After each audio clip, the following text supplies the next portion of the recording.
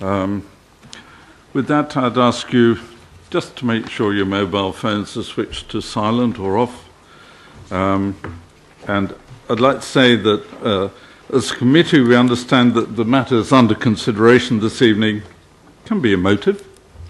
I would therefore ask you to be respectful of those around you in the public gallery and the committee and refrain from booing, cheering or any other demonstration. Just to introduce officers in front of me at the moment, our solicitor is Barry Devlin, Elizabeth Sims, Head of Planning and Development Control, Peter Cleveland. On my right is Emma, who is the committee secretary for this evening, who will be here to make sure that proceedings run smoothly. Moving on now to the main business. Item number 1 on the agenda, minutes of the meeting of the 22nd of March 2016 have been on the table the last 30 minutes. Are you content I sign these as a true record of that meeting? Thank you. Emma, apologies for absence, please. I have apologies from Councillors Blagden, Mulliner and Upton and Liz Wheatley. Councillors Jim Edwards and Councillor Nick Williams are attending as substitutes. Thank you. Thank you. And Emma, declaration of interest prior to the meeting? Prior to the meeting, I've had pecuniary interest in item A1 from Councillors Ellis and Stennett. I've had a and they'll be leaving the room for the debate and vote on that application. I've had a non-pecuniary interest in item A1 from Councillor Mary Forozeski, as she is Chair of Cranley Parish Council, a member of the Planning Committee. She's known to Martin Bamford as a trustee of the KPI Trust, is known and has accepted payment for dog services, and to trustee Paul Grohl, who she met whilst working at the vet, offering advice, and a trustee of the Care Assure. Thank you. Thank you. Any other members with pecuniary or non-pecuniary interest to declare? Thank you. We'll move on. Emma, have there been any questions from members of the public? None received, Chairman. Thank you. We move on then to item A1. This is an outline application with all matters reserved except for access for the erection of 265 dwellings and formation of public open parkland together with associated works following the demolition of existing buildings comprising 2 dwellings, glass houses and associated structures. This application affects a public footpath, 393, includes a section of the Way South Path, and is accompanied by an environmental statement, revision WA 2014-2127, at land at West Cranley Nurseries and north of Knoll Park between Knoll Lane and Alfold Road, Cranley, as amended by additional information received on the 9th of February this year, the 14th of December 2015, the 6th of November 2015 and the 24th of September 2015. Before I ask the officers to introduce the application, can I just say a few words on for those watching on the webcast and in the public gallery. This isn't as a result of a number of letters and emails I've received and comments. This is an application for outline planning permission. It's used to establish whether the principle of development would be acceptable. This type of planning application seeks a determination from the council as to the acceptability of the principle of the proposed development and associated access. If outline planning permission is granted, any details reserved for future consideration will be the subject of further reserved matters application. That means it will come back to the Joint Planning Committee. It will not be a matter of officers under delegated powers. Reserved matters which do form part of this current planning application include appearance, landscaping, layout, scale and mass. should outline planning permission be granted, a reserve matters application must be made within 3 years of the grant of permission, or a lesser period if conditioned, and the detail of the reserve matters application must be accorded with the outlined planning permission, including any planning conditions attached to that permission. So when it says 265 dwellings, that doesn't mean 266, it means 265 or less, dependent on what goes on. That application would be returned to the Joint Planning Committee simply because it's outside the delegated powers of the officers of Waverley Borough Council. I just thought as an outline that might be of some interest. So can I turn to Elizabeth and Peter to introduce the application? Thank you, Chairman. Members, by way of introduction, I just wanted to make a few key overarching points to assist members in their assessment in relation to this and the following application on the agenda on the Little Meadows site. My comments will be general to both comments, but Peter's presentation that will follow will clearly be individual to both sites as you deal with each application separately. Firstly, these are 2 further applications for housing development on greenfield/agricultural sites to come before the committee. There have, of course, been several in the last 18 months or so, and in policy terms, the Council's clear, strong preference, of course, is for residential development to generally be carried out on brownfield sites. However, these applications must, as you'll be aware, be assessed on their individual merits. The applications, as the Chairman has said, are in outline form with only access to be considered in detail at this stage. Therefore, members are being asked to consider the principle of the development as to whether it's acceptable and whether they feel that the applications have demonstrated that up to the proposed numbers of dwellings could acceptably be accommodated on these sites in planning terms. Other than access, again, as the Chairman has said, all matters are reserved for future consideration, and it would not be appropriate or reasonable to refuse permission tonight for a matter of detail that will be submitted for approval at the reserved matters stage.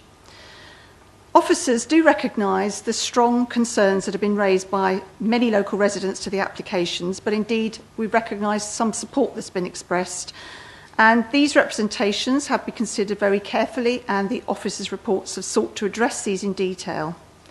Now, there is, as you'll be aware, particular concern locally regarding matters of foul drainage and water supply capacity.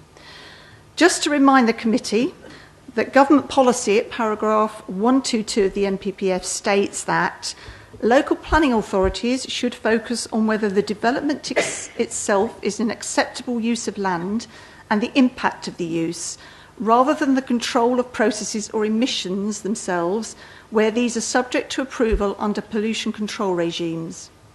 Local planning authorities should assume that these regimes will operate effectively.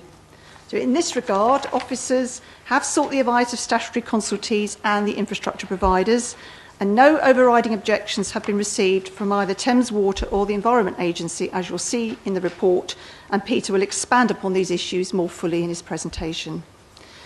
A second key point is to remind members, of course, of government's policy in relation to housing development, as expressed at paragraph 50 of the NPPF, and this requires local planning authorities to plan to meet housing need.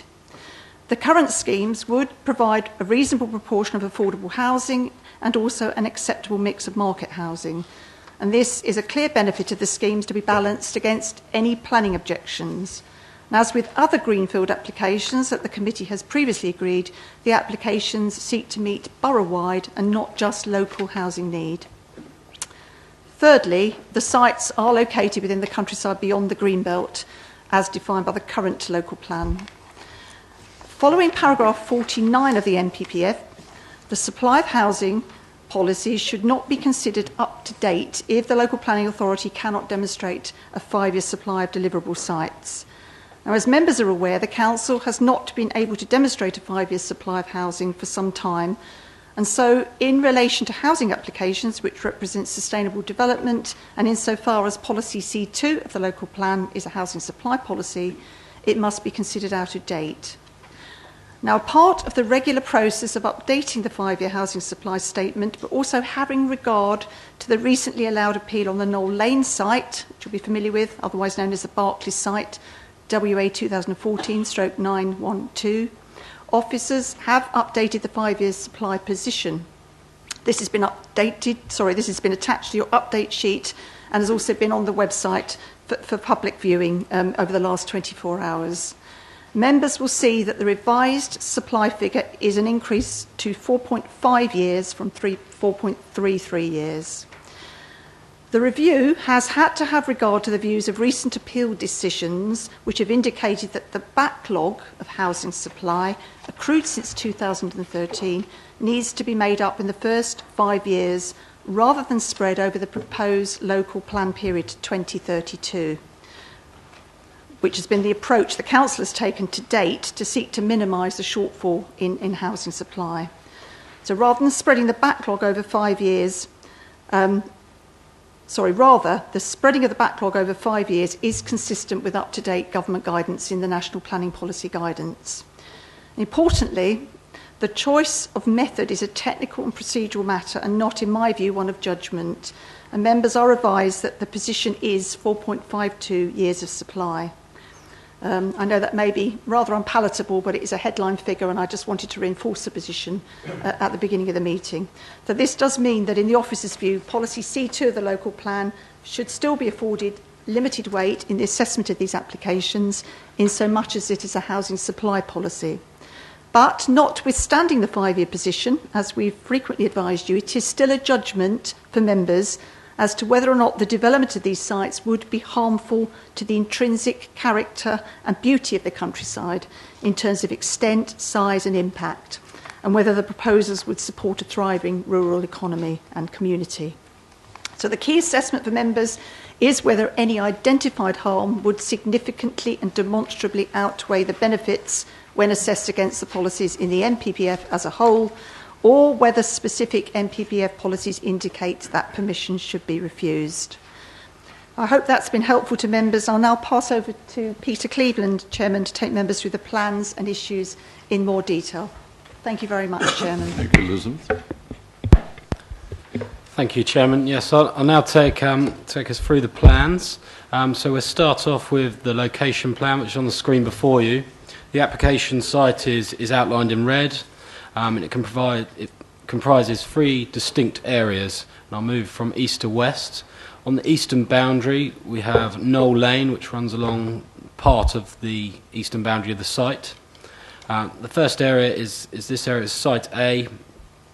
It's a hillside at the southernmost point, sloping downwards to a more level area to its northern end. Area B is this central area, which is grazing land and it's an open field. And Area C accommodates existing greenhouses, some lakes to its eastern end, and public rights-of-way runs all the way across the site along the southern boundary. You can see it dotted on a brown line on your screen. Appreciate it's small up there, but that line through there indicates the public right-of-way through the site.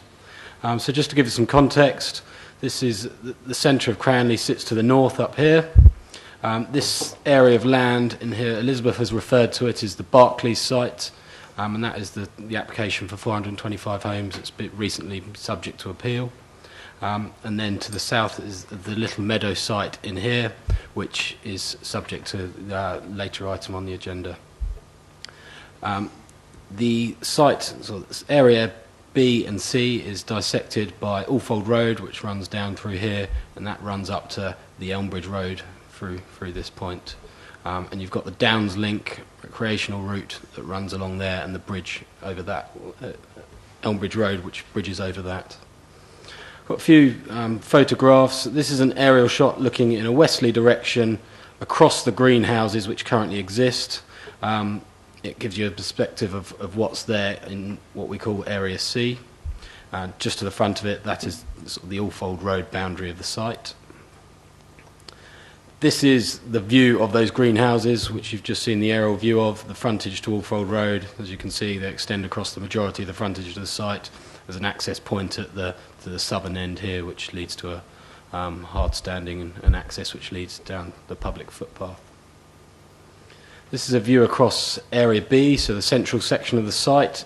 This is looking back towards Alfold Road across, and as you can see, it is an open site and effectively grazing land, agricultural land. This is the easterly view of Area A. As you can see, the land slopes up. There is some further land to the rear of where this photo is taken, but you can see the majority of this area. Just got an existing site layout plan of the greenhouses as well. So again, got Alfold Road here. You can see the extent of the greenhouses. This is a greenhouse there, in here, and in here the largest one to the rear. We've also got an existing reservoir which is associated with controlling water into the site, irrigation, and you've got two further existing lakes to the rear. So this is the illustrative master plan. I've just highlighted on it the three areas I've referred to. So again, we work from east to west. Area A is the country park, and as you can see in here, there's two areas. The sort of hillside will be open grassland, and it is indicative to have an amphitheatre constructed within the existing hillside. Further to the north, two lakes are introduced, an area of play along here which will be a neat, at least 1,000 square metres of public play, or children's play, apologies. There'll be an access off of Knoll Lane which runs here for vehicles into a 60 vehicle car park, publicly available, and also a pedestrian point through here. You'll note, I appreciate it's small, but there is footpath routes through the site, more formal routes to the northern end around the lake and the park, and then there is indicative footpaths through the less formal park space to the south. So moving through to the housing development, Area B, which is the central, smaller part of the site, that is proposed to accommodate 43 dwellings. As you can see, the layout is reflective of the site width and depth. And Area C is to accommodate the largest number of homes, which is where the existing conservatories are, and that is 222 dwellings proposed in there. Just to show you the specific access points, because access is a matter of detail. This is the access onto Knoll Lane, so this will only provide access to the country park. It's not the access to the housing, and you could only access the housing on foot or by cycle through this route. So it's the proposed access is via this point, and that would lead into the car park area that I referred to. There's also the pedestrian route here, and the yellow line you'll see is a new footpath that will link with the existing public footpath network up Knoll Lane, and that links into the high street. This is the access onto Alfold Road. As you're aware, there's two sites which straddle Alfold Road. Alfold Road would be subject to some improvements. Again, the yellow line indicated is the pedestrian footway. And that lead to a raised table and a new junction into the access, and it's indicated that access road and the main road into the site will be constructed to an adoptable standard, but that of course will be a matter of detail to be considered at a reserve matters stage. And the similar arrangement with a raised table and a single just a footpath on one side of the access linking in with a footpath network which will run across the front of the site. Sorry, apologies, I'll just go back. And just on the Alfold Road, there's a bridge over the existing Little Mead Brook, and that will be subject to some improvements, and along Alfold Road would also be subject to drainage improvements to address an existing situation there to ensure that that's adequately drained and the existing drainage capacity is improved. The 30 mph speed limit would also be extended to ensure that the speed through here, rather than a national speed limit sign at this point, it will be a 30 mph speed limit through and past the housing development. What I've just put on here as well is the illustrative master plan for the adjacent Little Meadow site. I pointed it out on the overall context. It's a smaller part of the site, but that sits alongside Area B, and indicatively there's a link shown between the two sites.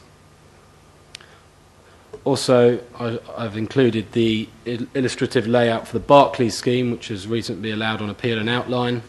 This is an indicative layout, but it gives you a fair indication of the number of houses and the densities proposed. This is the Little Meadow site here, and the grey area, the yellow area to the bottom, the southern part of the site, forms part of the country park, and you can see a small area B of this application. It's got a site density plan now. So this is specific for the Knoll Park application.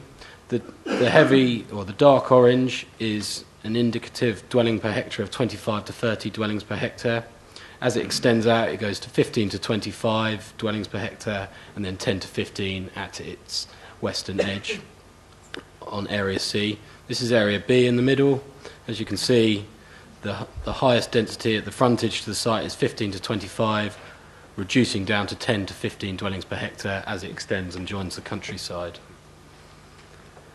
I've produced this as well, which gives you an indicative idea about the densities on the Barclays scheme. The brown suggests a high density of up to 55 dwellings per hectare. The slightly lighter, or the orange, is, apologies, the key is not clear, but the orange is a density of up to 45 dwellings per hectare. Through here, 35, and to this eastern end through here is up to 25 dwellings per hectare. So you'll see that as a higher density than the application site. I'll now talk through the determining issues and run through those for you. Elizabeth has touched on them, but I may repeat a couple of points, but I'll try not to. The site is located outside the developed area boundary. Therefore, in accordance with local plan policy C2, development is considered unacceptable. However, as members are aware, C2 is out of date as it is a policy that relates to the supply of housing according to paragraph 49 of the MPPF, and the council is not able to demonstrate an adequate supply of housing, and in the absence and there's an absence of a strategy to deliver housing in the future at this stage. In addition, the inspector considering the Barclays scheme confirmed at paragraph 9 of the appeal decision that whilst the intentions of policy C2 is not inconsistent with the MPPF, given the proximity to Cranley and the present housing land supply position and the need to release greenfield sites, the weight attached to policy C2 is tempered. As such, the countryside cannot be protected for its own sake, and the MPPF presumption in favour of sustainable development therefore applies, and a balancing assessment must be carried out and permission only refused if resulting harm significantly and demonstrably outweighs the benefits. Next point on the determining issues is a matter of prematurity. The MPPF and the planning practice guidance sets out key prematurity tests and confirms that refusal of an application on grounds of prematurity could not be justified unless a development is so substantial or in combination with other development would be so significant to undermine the plan-making process, or where the plan is at an advanced stage. Whilst the proposal is large in scale, particularly when considered alongside recently approved development in Cranley, given that low draft local plan has been published against which to assess the scheme, the MPPF and planning practice tests suggest that refusal on prematurity ground would not be justified. Just touch on the planning history. The application follows a previously withdrawn planning application under WA 2014-2127, and that was for the same proposal that is before members today. No formal decision was made on this application, therefore there's no previous decision that can be attributed to any consideration today. However, the recent planning appeal in relation to the Barclays scheme, which we've already referred to, is a material consideration, and its findings are referred to under relevant determining issues where they are relevant. So the next point is the environmental impact assessment. The application was subject to was submitted with an environment statement. Officers, through consultation with relevant consultees and assessment through the County Council, are satisfied that it is an appropriate document to ensure that it meets the requirements of the environmental statement, and we pick up the individual parts of that through the other determining issues. So in terms of the existing land use, we've got a loss of horticultural and agricultural land. The application is 3 distinct areas, as you'll be aware. Area A and B consist of the agricultural fields. and Area C comprises the greenhouse associated with the horticultural business at Cranley Nurseries. The detailed agricultural appraisals submitted in support of the application consider the loss of areas A and B. This confirms that 75% of area A and B comprise subgrade 3B agricultural land, which is not classified as best and most versatile land, as defined in the MPPF. However, the remaining 25% is a mix of subgrade 3A and 2 and is considered to be of good quality. Whilst the loss is, of course, regrettable, it would only be a small area of good quality land lost, and it is not considered to compromise any existing farming enterprise. As such, loss of agricultural land is considered to be acceptable in this instance and for the matters that we'll go into overall. In terms of the loss of the greenhouses and the horticultural business, we're advised that the site currently employs 7 to 8 full-time equivalent posts and a current staff level of 15. The application was supported by a horticultural appraisal and viability report. That states that the glass houses have reached the end of their useful economic life. Therefore, the enterprise is to be moved to a premises in West Sussex, and the majority of existing staff, we understand, are to be relocated to that location. Therefore, whilst the loss of employment locally, again, is regrettable, these would likely be lost in any case, given the age of the greenhouses, and there is now more favourable and larger locations for such uses, which the enterprise can relocate to in West Sussex. Moving on to the housing land supply position, I will pick up on mainly in the report update when I move to that, but Elizabeth has confirmed the position, so I'll pick that up later. Housing mix and affordable housing. A detailed affordable housing mix has been agreed, which will be secured through the Section 106. This proposes 40% of the homes as affordable, and it will be split as 40% shared ownership and 60% affordable rent. The shared ownership is to be made available firstly to those living locally or with a local connection, following discussion and negotiation with the ward members on this matter. The Council's Housing and Enabling Officer has supported the proposed affordable housing mix as it reflects the recommendations in the SHMA, and this will be secured through the legal agreement also. It has also been demonstrated that an appropriate market mix can be achieved. In addition, the scheme proposes the provision of 28 self-build units, which will be located in Area B. The applicant's justification for providing this is suggested following public consultation. The Council's register contains 22 individuals interested in self-build and custom build in the borough. Therefore, there does appear to be some need for this tenure putting forward. In terms of affordable housing need, members will be aware there's just under 1,500 households on the Council's housing register, and this proposal would assist in meeting significant need within the borough, and the provision of affordable housing is a material consideration that weighs in favour of the scheme. Next point is infrastructure. The proposed heads of terms for this scheme have resulted from producing a detailed infrastructure list setting out future improvements required should housing development come forward in Cranley. It's important to note that this work was carried out without prejudice to the outcome of the current or future planning applications, but was done in consultation with current and potential developers, ward members and officers and relevant statutory consultees. Its purpose was to inform infrastructure needs for the village in the absence of up-to-date local plan policy, and to seek to mitigate impacts of new development on services, facilities and the highway network in particular in the immediate locality. The proposed scheme would make a proportionate contribution towards relevant improvements in line with those secured through the appeal scheme, the Barclays appeal scheme, and for the planning permission approved for 125 dwellings at Amlets Lane, which is to the north of Cranley. The purpose of this approach is to deliver significant highway, education, sports and leisure improvements required as a result of the proposed developments. Just pick up briefly on the highway considerations. The access details are the only matters of detail to be considered as part of the application, as well as the impact on the wider highway network. The County Highway Authority have considered the detail, and subject to access arrangements proposed and improvements along Alfold Road, which I ran through, they're satisfied that access can be achieved for pedestrians, cycles and vehicles in a safe manner. In terms of the wider capacity impacts, the Highway Authority has considered in detail specific infrastructure improvements, which is led into the infrastructure list. This includes works along Elmbridge Road, at the Way and Arran Bridge, Canal Bridge, as well as the Downslink Bridge, in addition to improvements to the bus service and supporting infrastructure. The relevant heads of terms are included on page 7 of your agenda. In terms of flood risk and drainage, the site is partly located within flood zones 1, 2 and 3. Therefore, in accordance with the MPPF, officers have carried out a sequential test. This has confirmed that whilst other sites are maybe more favourable in purely a quantitative basis, is material that all new development would be located in flood zone 1. The application has also been considered against the exception test, and officers consider that due to all houses located just being in the lower flood zone 1, together with other benefits, the exception test has been passed.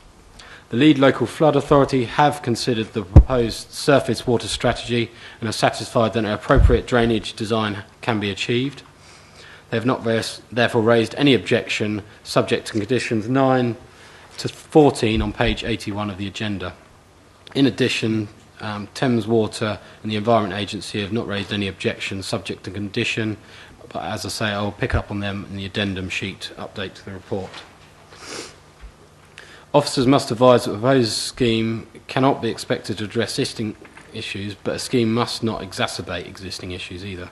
Officers are confident that on the basis of the information provided and the comments from the Flood Authority, the EA and in particular Thames Water, that the overall scheme to deal with both foul and surface water can adequately be secured through pre-commencement conditions.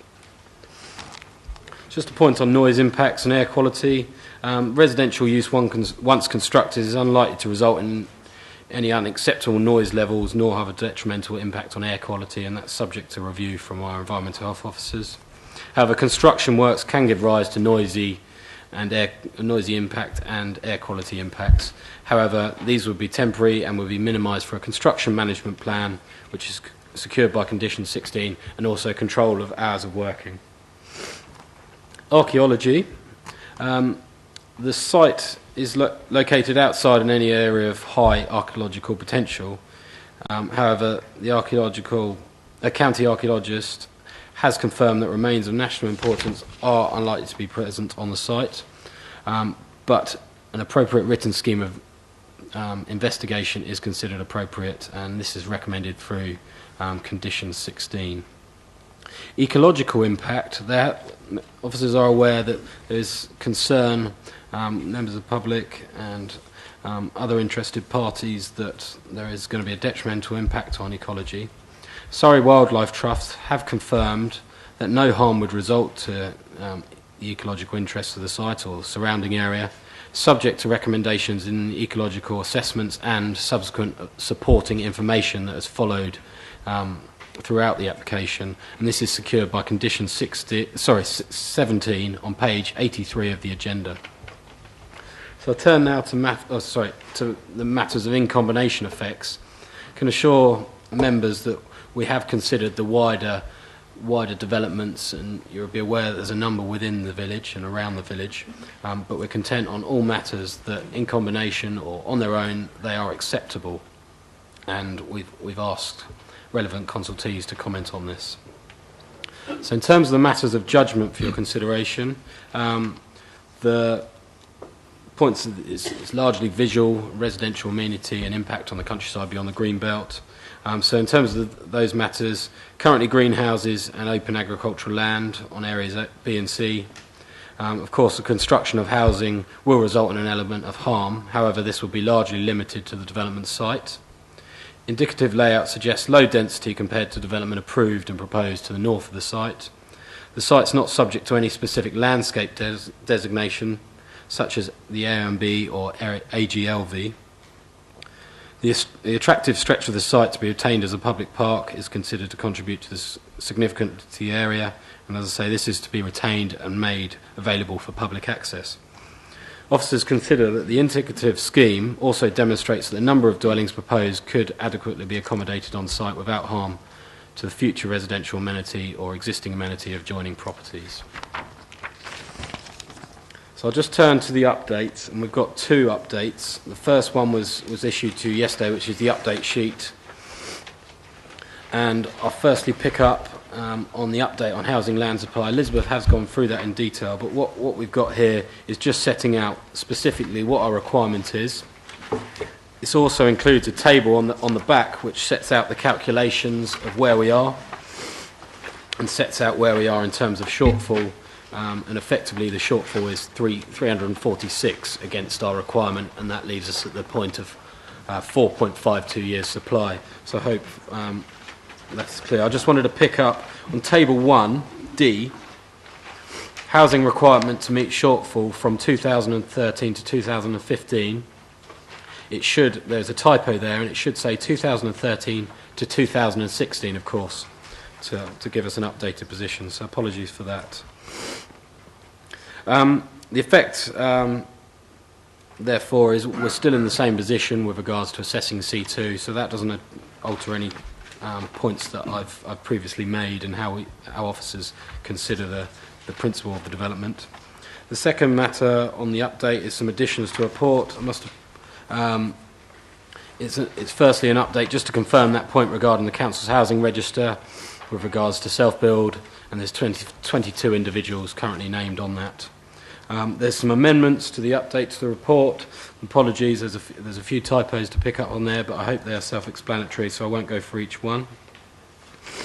We have got some additional comment from the agent, and this related to ecology. There was a further question, matter raised by the Cranley Civic Society regarding great crested newts and surveying. The initial, and what we've had back is to confirm their approach in dealing with that matter. And in response to that, we have again reconsulted the Surrey Wildlife Trust, who are content with the position and subject to the condition I referred to earlier on ecological matters, that great crested newts would not be harmed, but if found, of course, we've got an informative to advise the appropriate approach on that grounds. We also had a further comment from the Environment Agency. The recommendation was subject to further comment from them. I won't go through the whole point, I'll just pick out the key points. So the Environment Agency provides advice on issues within its remit to the local planning authority or the decision maker. What they have confirmed is new development must not impact on water quality, and therefore the Water Framework Directive. And this, if it were to be, this would be contrary to paragraph 109 of the MPPF and the directive. The EA has advised the council to liaise with the sewerage undertaker with regards to the concerns regarding sewerage capacity, which we have done. It then goes on to talk about the local plan process and gives a little further background in the way they assess water quality and through that process. But effectively, in summary, they have not raised any overriding objection to the scheme, and advisors go through the process of consulting with Thames Water and being satisfied on that aspect, which we have done, which I'll move through towards in a minute. We have had additional representations raised. 20 further letters were received. I think these raised a number of matters. There was concern with regards to the hybrid decision-making process and the way the recommendation was put forward. But I just want to be clear to members that the recommendation was subject to further comments from Thames Water and the Environment Agency and Surrey Wildlife Trust, which have now all been received. So there was a revised recommendation on that basis. But it's an approach taken to deal with matters that are raised at a later date. To date, on this update, it confirms that the Environment Agency and Surrey Wildlife Trust have not raised any objection. So I now move forward to the addendum update sheet. Apologies again for being across two. But this is the important response from Thames Water. And what they have confirmed that their assessment has given due regard to the neighbouring Berkeley scheme, given the approval, which they hadn't given account to in their original response, so we received an updated position on that following the appeal decision.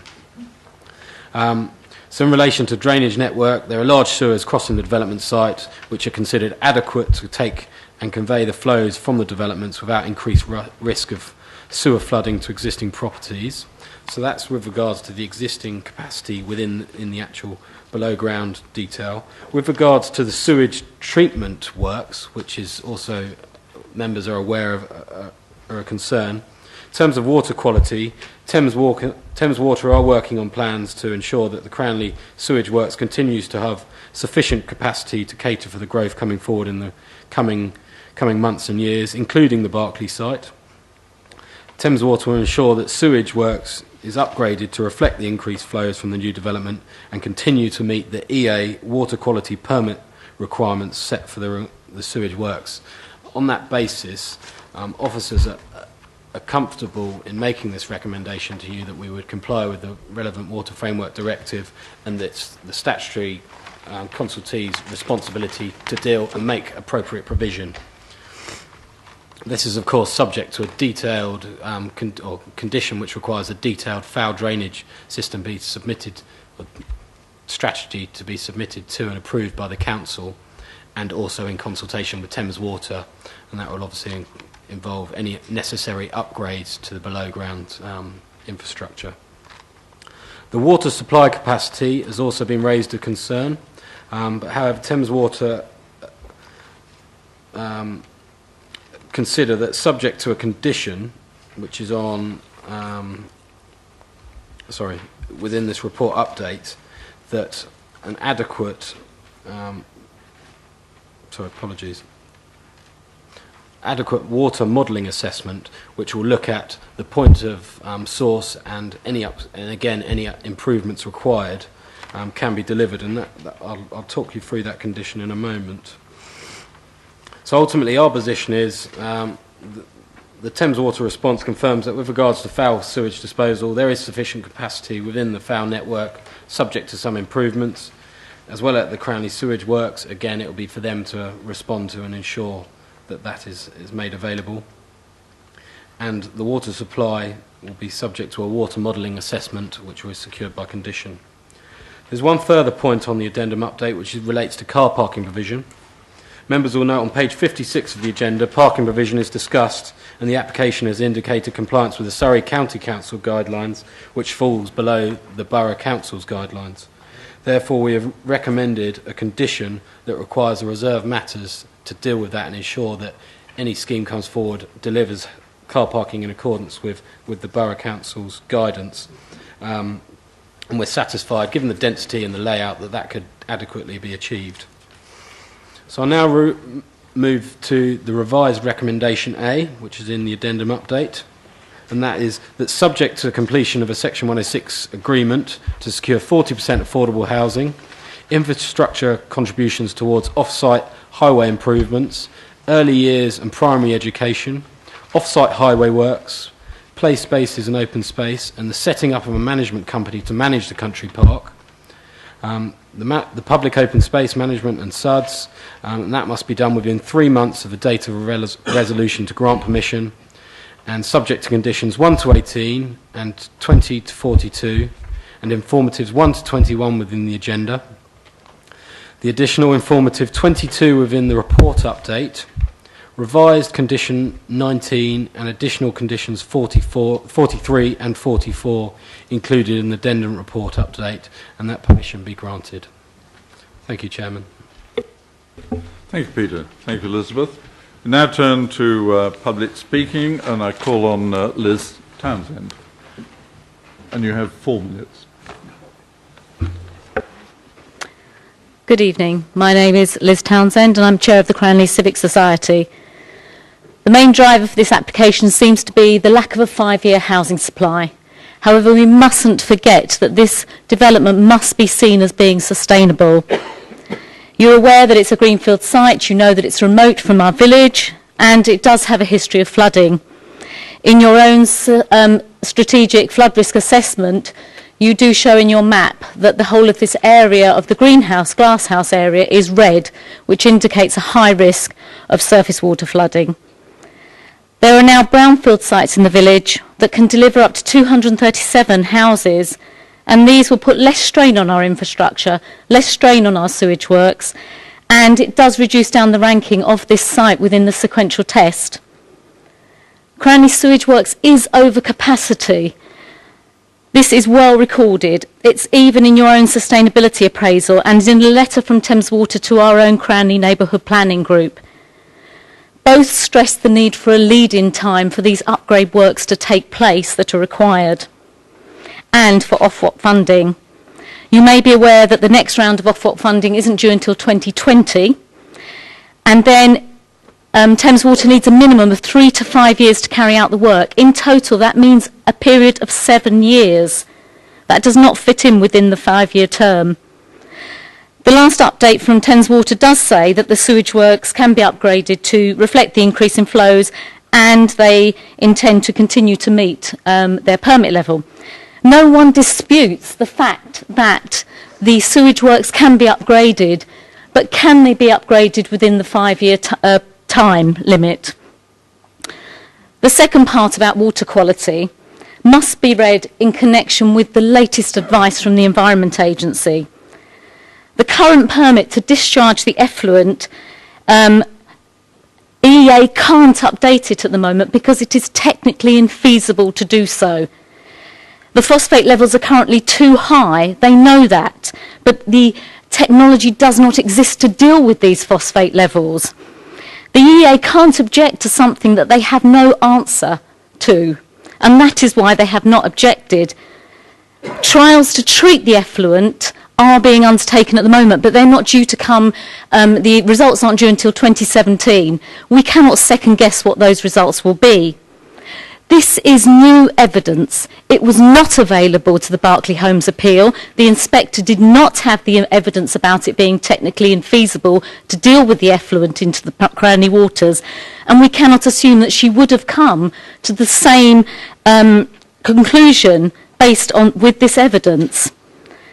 Then you have the added water, that the added problem that the Cranley waters is now ephemeral. It doesn't flow throughout the whole year. The Environment Agency have confirmed this, and it has a bad status. Every day, 2 Olympic-sized swimming pools of effluent flows into the Cranley waters, and sometimes the Cranley waters isn't flowing at all.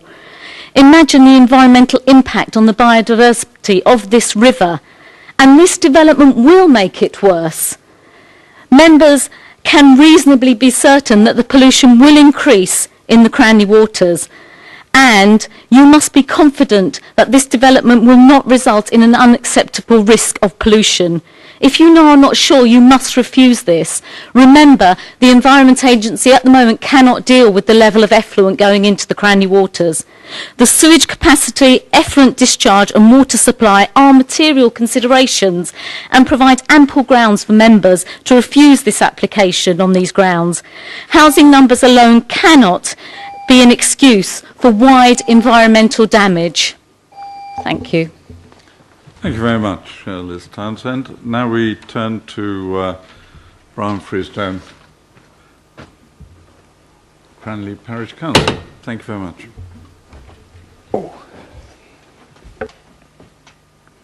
Good evening, members. Cranley Parish Council held a meeting in public on this planning application, where residents turned out in significant numbers and raised numerous and valid concerns. The Parish Council objects on the following grounds. Proposed development would largely be on a greenfield site and adjacent land currently used for agricultural purposes, glasshouses in this instance. Glasshouses are not previously developed land as defined by the MPPF. The glasshouses are currently in production and operating as an employment site for local people. The Borough Council has a duty to protect land used for agricultural purposes. Access. The access points via the Alfold Road are inadequate and unsuitable onto a long, narrow rural lane. The application makes a total of 4 major housing estate access points. That's over 700 houses.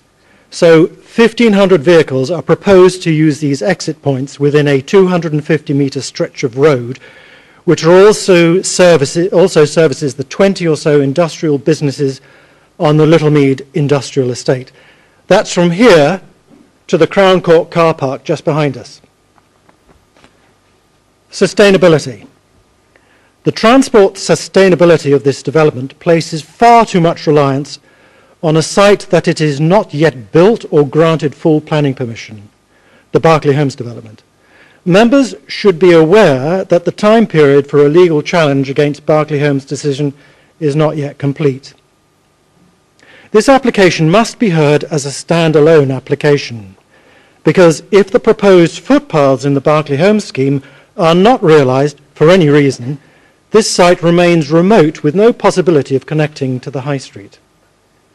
If there is a legal agreement between the applicant and Berkeley Homes confirming a relationship, it should be disclosed to the members of the JPC before they make a decision. Taken on its own merit, the development site is a considerable distance from the high street, which will lead to a significant increase in private car use. This is contrary to Waverley's own development policies and policies within the MPPF. Congestion and cumulative impact. Recently, planning permission has been granted for 800 houses within a mile of this development, none of which have commenced construction, but will do over the coming months. The cumulative impact of this will have a devastating effect on the amenity of existing Cranley residents.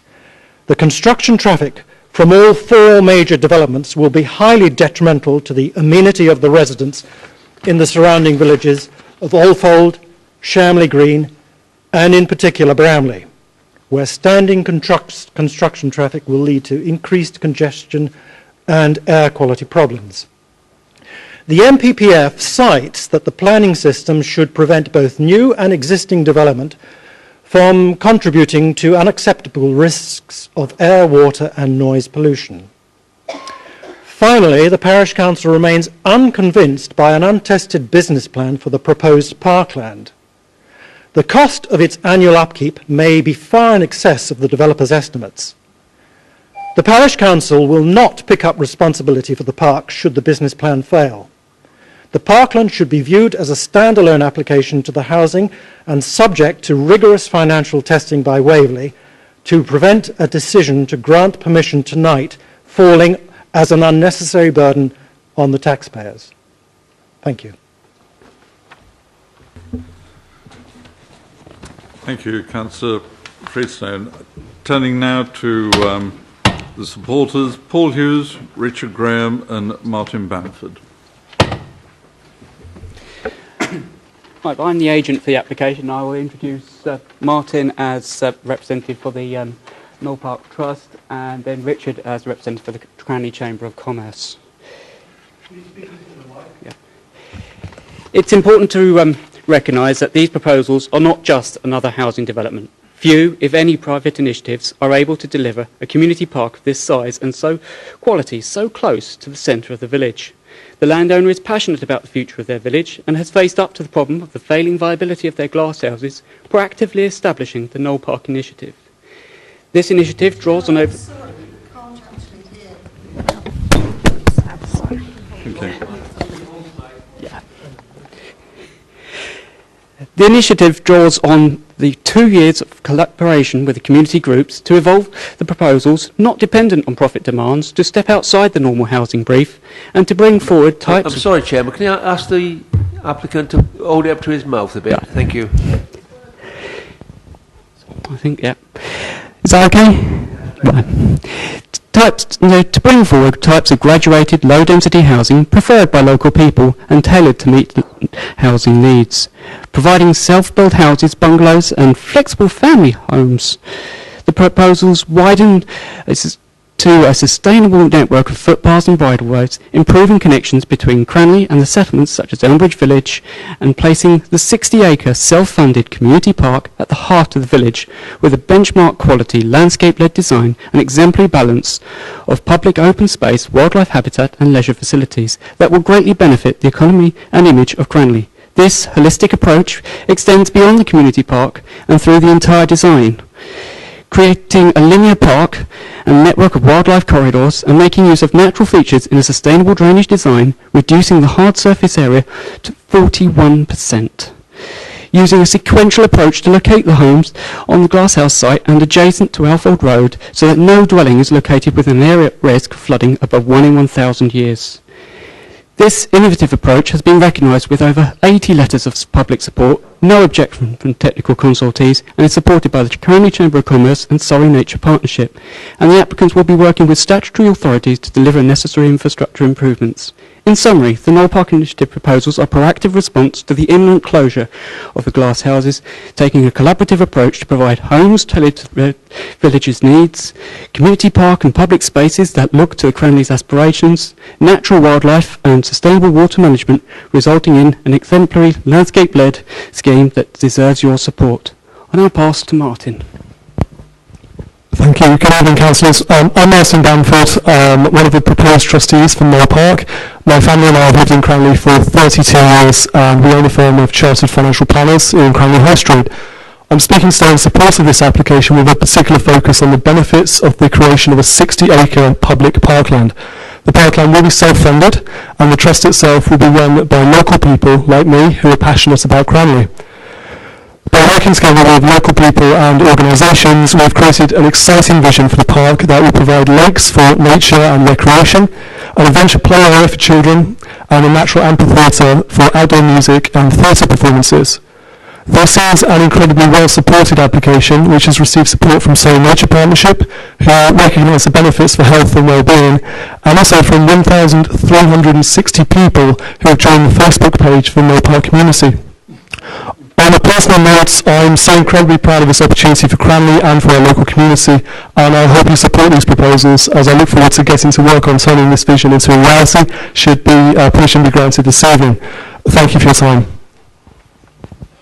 Good evening, Richard Graham.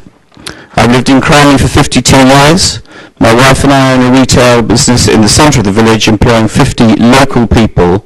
Our family business has operated in the same site for just shy of 60 years. I'm president of Cranley Chamber of Commerce and a governor of Glebland School. I'm going to make one point. I have more points, but I'm going to run out of time. Most importantly, in economic terms, the allocation of 40% to affordable housing. Cranley suffers chronic shortage of affordable housing for young and lower paid workers. It's essential that we address this situation. The single biggest challenge facing mine and other local businesses, and in particular schools and the care sector, is attracting new employees locally.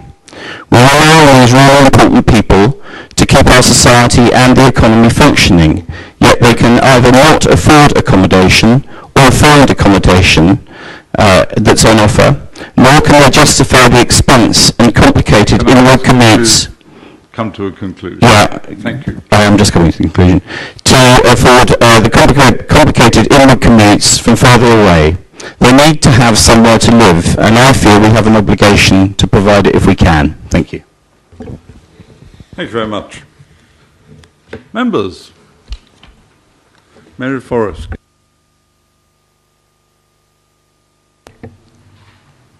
Thank you, Chairman. Firstly, an observation.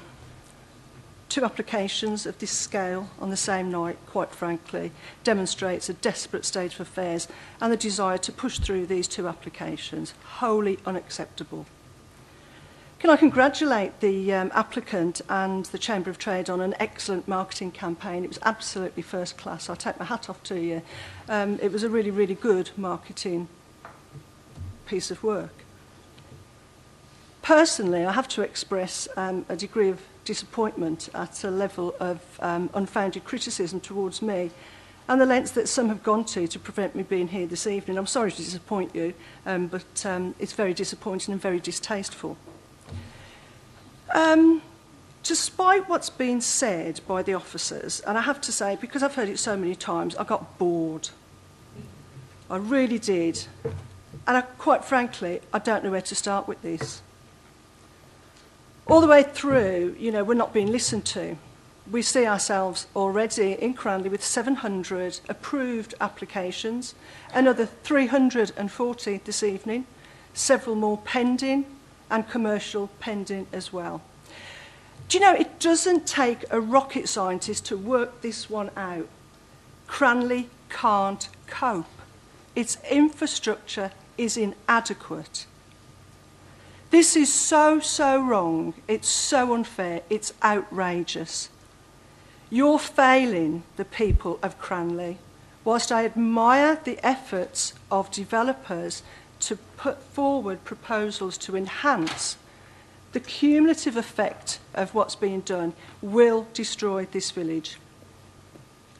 There's an issue I would like to take up with Peter. I have the greatest respect for Peter. I understand it's difficult putting a report together of this nature, but I have to say I don't think it's a very good report. I think it's confusing and it's reliant on conditions. You said in your opening preamble that without prejudice there was a meeting with members and so forth. Can I just make it clear? I was not one of those members who wanted to participate because I thought it gave the wrong message. So I wanted to make that clear as well. The applicant claims that residents want development. I'd pick up a point that Elizabeth made. My inbox is not filled with people saying, I want this scheme.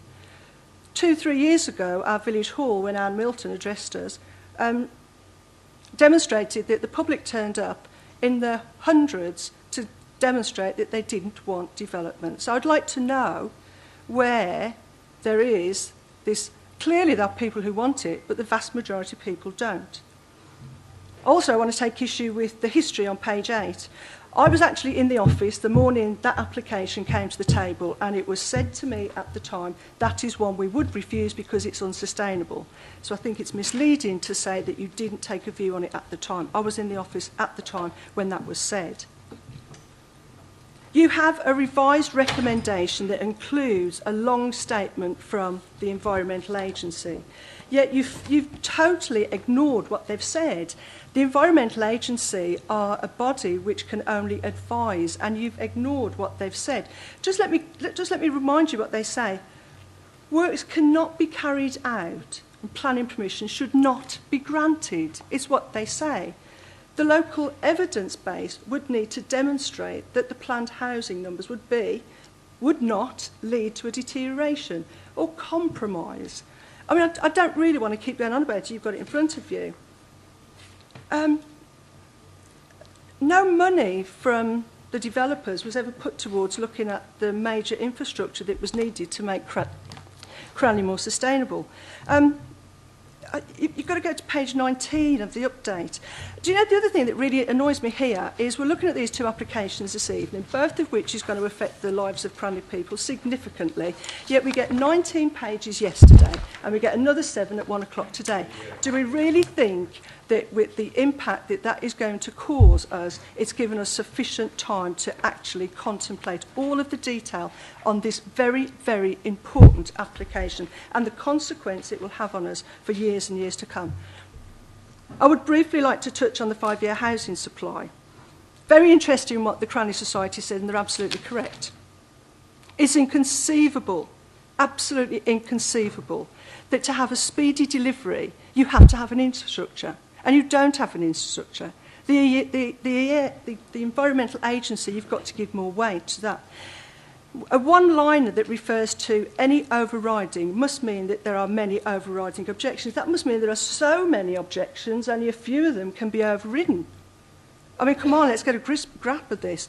You know, the recommendation on our ability to impose a Grampian agreement could be fettered if it's not considered here this evening, because it is retrospective. Conditions 43 and 44 should be a material consideration, not a condition. You missed the point completely, absolutely completely. Thames Water is perfectly right in saying it can provide adequate infrastructure. What it doesn't tell you is the time restraint that it can deliver it in. If you have applicants saying that they're going to deliver speedily, Thames Water is saying it can't, because I think it was already mentioned, funding is required from Ofwat. That's not going to come to fruition until 2019. And if successful, it's going to take 5 years or more. In our 5-year housing supply, we're dependent on figures that are coming forward all of the time. Not one house has been built in Cranley so far. So our 5-year housing supply is void. And based on the information here, if you can't put the cart before the horse, you haven't and will not get a 5-year housing supply. On so many levels, this application is wrong. There's the loss of jobs. That's not talked about. Interestingly enough, the detail that went into having a deferral for Hewitt, which was an employment site, it was deferred on the basis it was an employment site and the loss of employment. Here, we get rid of 15 jobs like that and we think nothing of it.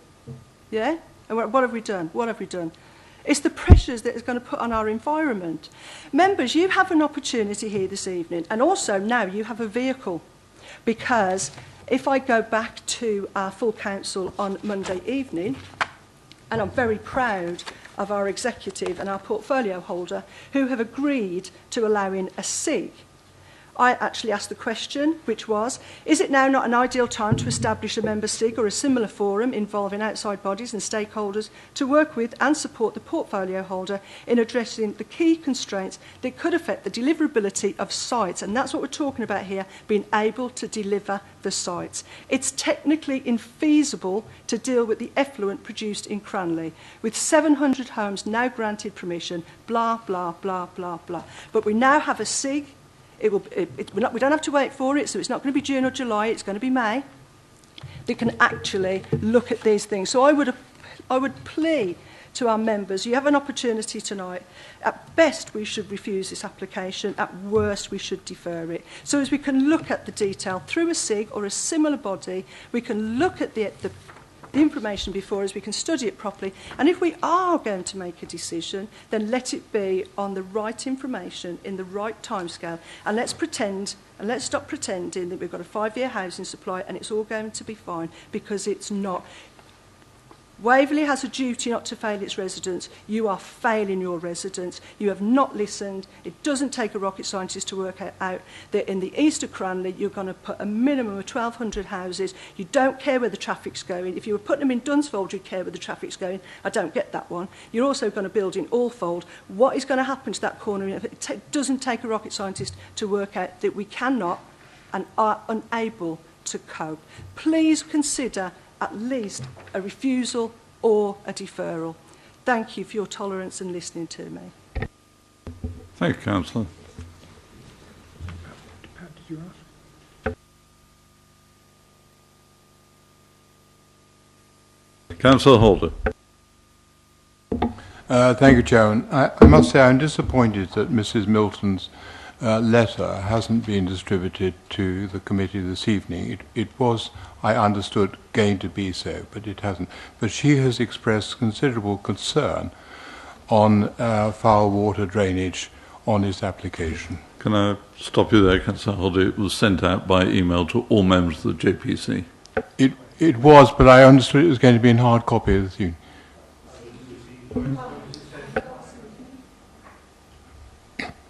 Anyway, let that be.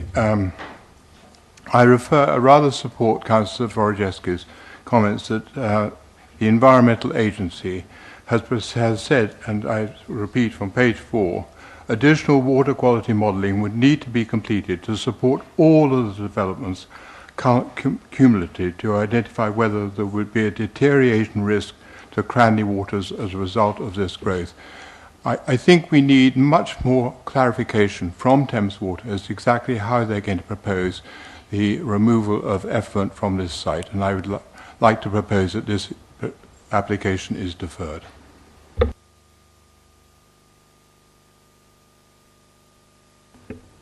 You are proposing a deferral? I am, until we have a response from Thames Water, yes, Chairman. Do you have a seconder? Fine. Do members wish to speak to that motion to defer? Councillor Adams. I would like to make the committee aware that we did request a deferral from the owners, but we are actually here tonight because we are carrying out our obligation to produce this report and to ask for permission within the time scale that we are allowed by the state to offer these considerations. Thank you, Councillor Adams. Mrs. Sims? Chairman, if I could just offer a comment on what seems to be the substantive concern driving a request for deferral. Clearly, members are entitled to indicate that they have insufficient information to allow them to make a decision. But I would urge you, notwithstanding taking into account the very sound comments that Councillor Borozewski has made, but I would urge you to consider the process that we have been through in terms of assessing this application. Now, as I said in my opening words, the National Planning Policy Framework does guide local planning authorities to have regard to pollution control regimes where they exist and allow them to operate independently as opposed to seeking to duplicate other legislation. Now, in this particular instance, with this particular matter, the provision or the capacity for water supply and foul drainage clearly are material planning considerations as we set out in the report. And the responsibility upon the planning authority is to satisfy itself that the proposal is capable of being accommodated against those matters. Now, first and foremost, we are not experts in these matters, and we're not expected to be, either officers or members, but the Development Management Procedure Order guides us as a matter of law to consult the statutory consultees, which of course we have done. The question to them is that, based on their understanding of the issues that we're putting to them, in this case, foul drainage capacity, water supply, could this development, and taking into account other developments that have been approved, that's the cumulative impact, be accommodated in a satisfactory way, having regard to their duty as statutory bodies to provide the infrastructure. Now, as you'll be aware, an applicant for planning permission cannot be expected to mitigate existing ills upon any infrastructure matter. And we've had this matter previously in Cranley, where the concern was in relation to surface water flooding on the highway. The concern was, how can we allow any more development on the Barclays site where there are existing flooding issues on Alfold Road, when in fact it turns out they were surface water issues which the Highway Authority were then duty-bound to seek to mitigate, and they carried out works to clear the drainage ditches. So it's a similar scenario in terms of responsibilities and clarity. We have gone through the correct process. We've consulted the statutory bodies, and we have received the responses that are before you. Now, I apologise that the updates are quite lengthy, but of course we have a responsibility to ensure you have all the information before you, and I would urge you to accept there's nothing untoward or indeed irregular about us having to give you as much as we need to ensure you've got it all before you by the time of your determination. But the key headlines are such that Thames Water is not indicating that they cannot accommodate this development in terms of the responsibilities that it has, and it's guiding us towards conditions. So before you refuse anything, you have to ask yourselves the question, can this issue be overcome by condition? And in this instance, that's what they're recommending. And likewise, with the issues of discharge and the licensing regime, and I may ask our colleague to give you legal advice on this, but we should not be attempting to duplicate the licensing regime, but we need to accept these processes exist.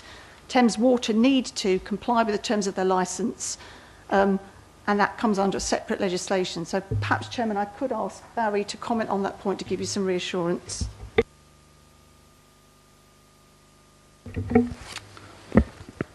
Thank you, Mr. Chairman. The position of the local planning authority in terms of the technical evidence opposite the regulatory bodies is closely mirrored by a recent case, Balcombe residents versus West Sussex County Council. There are other cases, but this is a recent one and very close, analogous to the situation. I'll summarise it from the head notes first. A local authority's decision to grant planning permission for exploration and appraisal of an existing hydrocarbon lateral borehole had not been the result of any incorrect advice given by its planning officer to its planning committee. And it goes on, the proposed development had required a number of statutory authorisations from the Environment Agency, brackets EA, the Department of Energy and Climate Change, brackets DECC, and the Health and Safety Executive.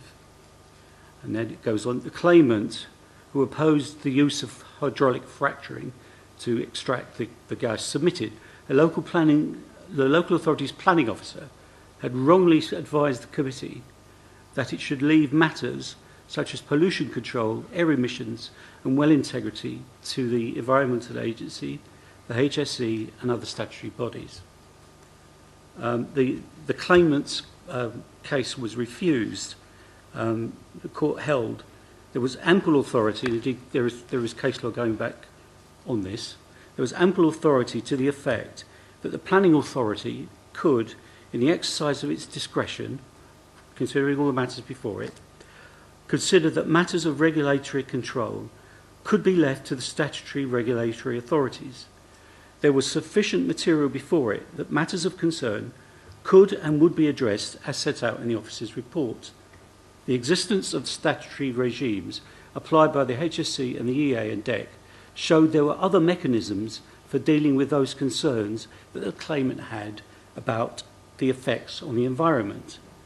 And this is quite important here.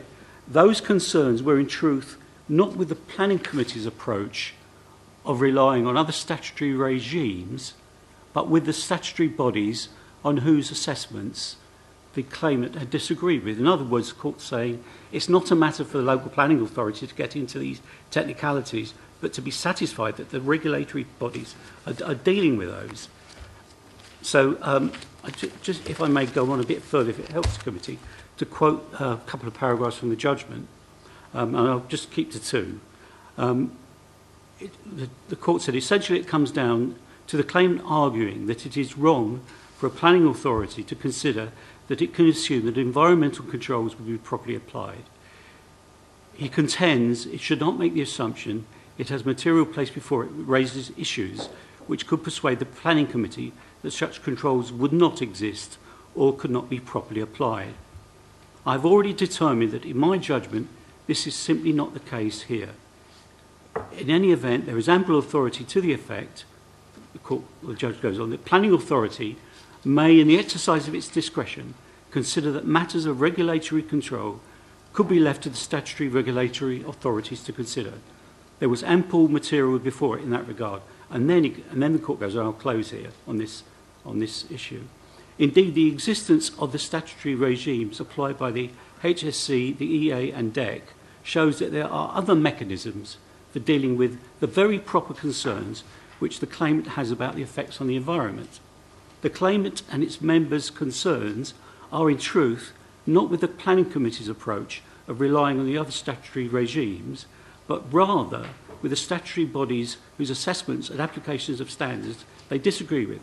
That does not provide a ground of legal challenge to the decision of the planning committee.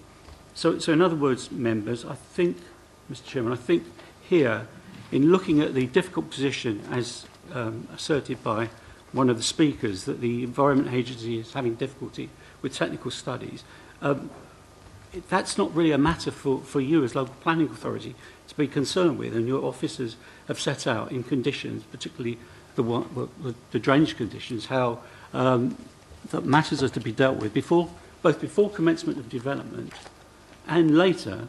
There is a requirement that no building should be occupied until the approved foul water drainage scheme has been carried out and operational in accordance with approved details. And the conditions that have been added and alluded to by Peter are similarly framed. So it is our view as officers that these matters are adequately dealt with by planning condition, and that the court has clarified the role of a local planning authority opposite technical matters which are properly the remit of the statutory regulatory bodies. Thank you, Mr. Chair. Thank you, Barry. I have 5 speakers talk to deferral. Councillor Forrest.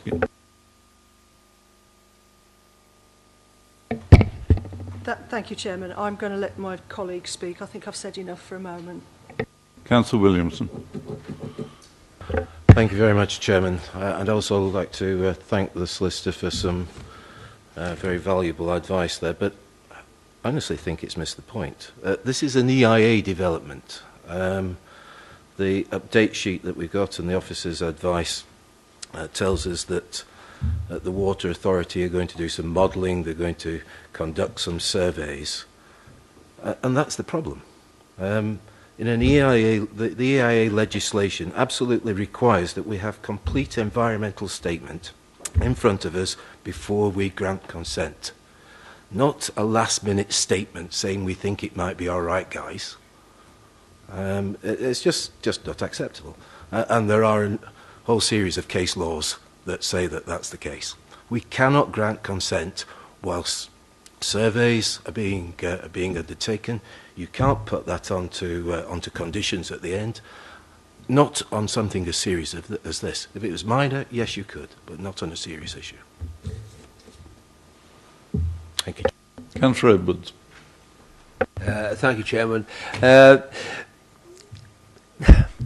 My question really carries on from my colleague. Looking at the update sheet, and there are obviously great concerns about the effluent discharge. Are we satisfied as a council that all these statutory consultees have done their homework properly? This is the issue here. Have they ticked all the boxes? I look at the actual amount of housing proposed. Now I understand we need to build houses, you know, and I feel very sorry for Cranley. I live in the Hazelmere area. I actually live in Hindhead, where we've had a lot of development, but Hazelmere is very restricted. And I understand how Cranley residents feel, but we must make sure that the agencies responsible are doing their job properly. And if we're satisfied with that, then we're satisfied with it. And but the trouble is, once we start building, there's no comeback. It's too late. So we really do need to assure ourselves that everything is done according to the requirements of the planning permission. Thank you. Thank you. Can I go to Councillor Coburn first? Thank you, Chairman. I think Councillor Williamson really got in ahead of me for what I was wanting to say. It's about being positive about what we're making decisions about. We're just speaking to the deferral, otherwise I would wax lyrical about development on Greenfield site. But looking at this, when Elizabeth was explaining to us about Thames Water's position, it was a double negative. You know, they have given no reason why they can't do it. They haven't given us a positive proof that they can do it. And I think this is one of our problems as a group, a committee making this decision. We need certainty for the residents of Cranley that actually this will happen, and it will happen in a time scale that enables development to go ahead without any detriment to the existing housing. And I think this is where we're struggling, that we have reassurances that there will not be any problems, but we don't actually see. And I know you've got a condition to say, well, you know, we'll see, certainly, what was it, 15, that we'll see that system in place. But, you know, we need reassurance before we give permission for so many houses on the outskirts of a village that the existing, we need proof that it will happen, not just a slight reassurance that, you know, in a double negative way, that there will be no problem for it not to happen. I want to see the positive plan before I make a decision, is really what I'm trying to say. Councillor Gray. Thank you, Chairman. I'm speaking to the proposal to defer rather than any other general concerns.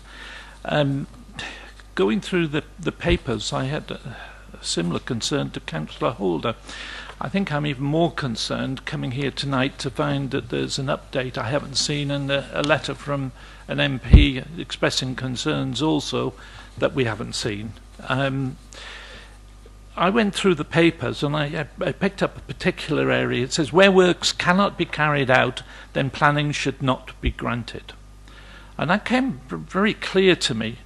it went on to say, and this is the Environment Agency, and it's in the briefing papers, the local council is the decision maker. It is for the application to provide the council with satisfactory evidence of compliance with Para 109 of the MPPF and the Water Framework Directive. The EA specifically says it recommends the developer liaises with the sewage undertakers to ensure there's sufficient capacity. It also says the EA strongly, not just recommends, which it did for the applicant, strongly recommends that Waverley liaises with the sewage undertakers. Now, if the EA is putting the onus on Waverley, what is the, and this is where I'm seeking advice, what is it that would satisfy the EA's requirements that we've consulted, and what would satisfy us as members? We're not technicians here. We listen to this, and it seems to me that I want questions asked by officers. Says, has the applicant consulted with Thames Water in a way the EA has suggested, and have they satisfied officers of that? Has Waverley made its own inquiries beyond a superficial inquiry to satisfy itself as the decision maker that Thames Water have plans to rectify, not to rectify the shortcoming, because we're not allowed to say that, but to basically handle the capacity. And in handling the capacity, they've got to overcome the shortcomings as well. I wanted to be sure, as members here, that we have that assurance from officers. And if we don't have that assurance from officers, because they've got concerns, and I hear 8-10 years before we can make some of the change, if that's true, then you should be telling us that. And I think if that is the case, then we should defer. We want more information. Thank you. Councillor Goodridge. Thank you, Mr. Chairman. I'm obviously concerned about the risks of deferral. One risk is that if we don't deal with the application within the time span that we're meant to decide it, they could appeal for non-determination, which is something I'd ask the officers to comment on. I understand, and I've took great note of what the Cranley Civic Society said, and also my colleagues from Cranley, that there would appear to be a time warp, if I might put it that way, between the time when, if permission is granted and we get on with deciding it, that there may be a time warp from the time they want to build to the time that the effluents and water things are sorted. And as I understand the legal advice we've been given, is that, and I'll be corrected if I've got it wrong, but trying to summarize it in short words, is that the way we deal with that is that we put conditions on the application, such as even if you build the houses, you can't have them occupied until the time warp is caught up, and so everything is working, which would mean in reality that no developer in their right mind will build the houses and leave them empty for a few years while Thames Water get round to sorting out the problem. And so the correct legal way of dealing with the matter is not to defer, but to decide the application with a barrage of conditions which ensure that we don't have a situation where the houses are built without the infrastructure there to work. And therefore, promises that, yes, we'll do it, is the will to do it, but if it's going to take a decade to do it, then there's going to be, the application being granted is going to be fairly useless for them. They keep on renewing it every 3 years, or just put it, on ice. But as I understand it, that's what we're being told to do. Not wait indefinitely until Thames Water start doing it, but to grant it with conditions which will have the effect that you cannot occupy or even start development until Thames Water have done their bit first, which is the way of closing the time warp gap. Have I got that right? Could I turn to Barry first before and Elizabeth, I think? For you, Mr. Chairman, I think Councillor Goodrich has summed up the position very, very well. Thank you. Yeah. Councillor Adams. Thank you. Yes, my colleagues, I think, have put their finger on the key issue, and it is all a question of timing here. And we don't have a schedule from Thames Water saying this is what they're going to do when, because they're still working on their outline. Now, if we pass this application tonight, then these number of houses go on our books. We will be expected, as a council, to deliver them within our 5-year supply. Well, now that's obviously not going to be the case. We can't deliver them in the 5-year supply because Thames Water are not going to do the sufficient upgrades within 5 years, are they? I think that we need to consider, we can certainly take Councillor Goodrich's advice and pass it on that basis, but then, as he says, they'll come back in 3 years' time, they'll come back in 3 years' time. That leads us to a confusing situation as far as we're concerned as a development, as a council responsible for development here. So I understand that we would be having a risk with deferring the application. Maybe, as Councillor Goodrich says, is the right approach. That's what we should do. But I think we do need to have some control over when Thames Water are going to fulfil their obligations. Thank you. Thank you. Elizabeth, did you want to come in? Chairman, there are a number of points we would like to come back on, if that's all right. I'm going to ask Peter just to pick up on that point of Councillor Adams in respect of clarity about delivery, because I think we could probably clarify that. Okay, thank you, Chairman. Just sort of I'll refer to the addendum update sheet where we talk about the sewage treatment capacity. So Thames Water are currently working up plans to ensure that the Cranley sewage works continues to have sufficient capacity, which we've covered that point, so I won't go into that. But what they then go on to say that Thames Water will ensure the sewage works is upgraded to reflect the increase in flows for new development and to continue to meet the EA water quality permit. I appreciate at that point they don't specify the timescale for delivery, but in the absence of development being permitted, they probably couldn't commit to that until the development was coming forward. That's a point to note as well, because they're not going to do it unless they know that specific number. The other point is Thames Water have recently upgraded their filter systems on sewage works, as they in place, and they're proposing to add additional filters in March 2017, which will assist within that capacity and specifically the flow into the Cranley waters, which is raised as concern. And they confirm that that will provide enhanced resilience to the treatment processes, and future upgrades to the plant are likely to focus on the inlet works and pumping station, and they're currently modelling the scope of any upgrade to this plant. So I'm just going to point out this matter was discussed at the planning inquiry which sat with regards to the Barclays appeal, and I'll draw your attention specifically to what the inspector said on this grounds. Appreciate there may have been further evidence produced since then as it's gained further interest and understanding, but I think it's quite categoric in what the inspector says. So it's a paragraph 68 of the inspector's decision. Apologies, I'll read it if that's okay. So the inquiry was informed by the Cranley Society that allowing development to proceed could be in contravention to the Water Framework Directive, as the sewage treatment capacity is unlikely to support the anticipated increased demand. So that was the position put to the inspector. The inspector said, again, the matter has to be considered in the context of expected growth and additional homes to be provided in Cranley.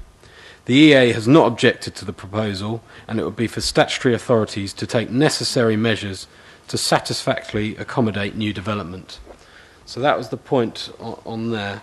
And I'll just come back to where we sit with the Environment Agency. And Councillor Gray spoke to this. And I mean, of course, the developers would have considered prior to submitting the application their ability to tap into the foul drainage system.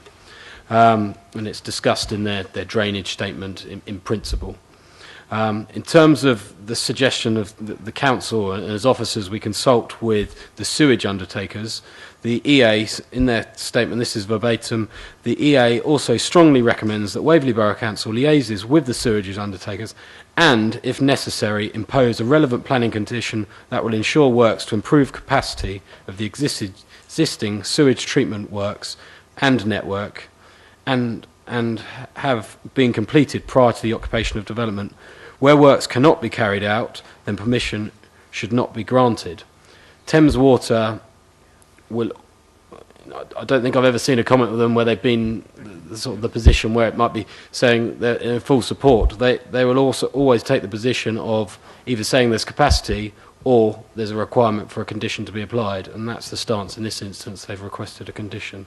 So I hope that picks up on a point, and I think Elizabeth's going to come back again. Only to say, Chairman, that on the basis of that, I know that is a lot of feedback, but I do urge you to consider your position that if you defer this application to seek that additional clarification, I have no doubt that the applicants will consider their option to appeal against non-determination, at which point, to some extent, the Planning Authority loses control over many of these aspects, and you will be back to the point at which you were with the Barclays appeal in terms of, if that is your concern, defending representations in respect of these matters. And the inspector will expect the Planning Authority to ask themselves in the first instance, can these concerns be overcome by condition? And the authority for answering that question is the statutory undertakers themselves, because if they were of the view there was an objection in principle that cannot be overcome by a Grampian-style condition and information to be submitted on detailed stage, then they would be recommending refusal. But of course, as we've explained, they are not doing that. They are expecting you to take the reasonable approach and to consider this at outline stage as to whether or not it's acceptable in principle, subject to details. And these matters are matters of details. There's no objection in principle. They are matters of details. So it's perfectly proper for you to have confidence in the system which allows you to reserve this for as a condition to be dealt with subsequently in the way that the statutory bodies have recommended. Thank you very much, Chairman. Thank you, Elizabeth. Can I go to Councillor MacLeod? Thank you, Chairman. I fully understand the advice that Councillor Goodrich has given us and the advice from the officers, but I would like to say I haven't had an answer to Councillor Williamson's specific point, which was that, as I understood it, he was saying that there should be a full and complete EIA assessment done before we give approval to this application or don't give approval. That's either true or it isn't, and I haven't heard a response from the officers on that one. So could they actually comment specifically on Councillor Williamson's point, please? Elizabeth. Thank you, Chairman. In relation to the environmental impact assessment regulations, clearly the Council is looking at whether it's got sufficient information to come to a decision as to whether or not there will be a likely significant effect upon the environment across all the relevant areas, and taking into account whether or not any effect that's identified can be mitigated by condition. That's a normal test. You're well used to that. You've dealt with many environmental impact assessments over the years. I'm sure I'm just rehearsing a procedure that you're well familiar with. We asked for an environmental impact assessment and we received one with the application. We've scrutinised it very carefully. We had it double-checked and scrutinised by the EIA officer at county as to whether or not it had sufficient information within it to be regarded as a valid environmental statement, and it was regarded as such. And we have carried out the consultations in relation to those environmental matters with the relevant consultees, who have not indicated that there isn't sufficient information to come to a conclusion that there can't be an environmental effect that's not mitigated. So I'm satisfied we have had the available information to pass that relevant test, As Peter's reminded me, of course, the Barclays scheme was also EIA development, and all these matters were similarly addressed in that case and found to be satisfactory by the inspector. So I do remind you of that position as well. Thank you very much, Chairman. Thank you, Elizabeth. I've got 3 members who want to come back, but have you got new points to raise on this deferral matter? Councillor Forestry, then. Thank you, Chairman. The irony here is that on condition 15 on page 82 and condition 43 on the update sheet, we have exactly that. We have conditions to protect us, but those conditions should be material considerations, not conditions.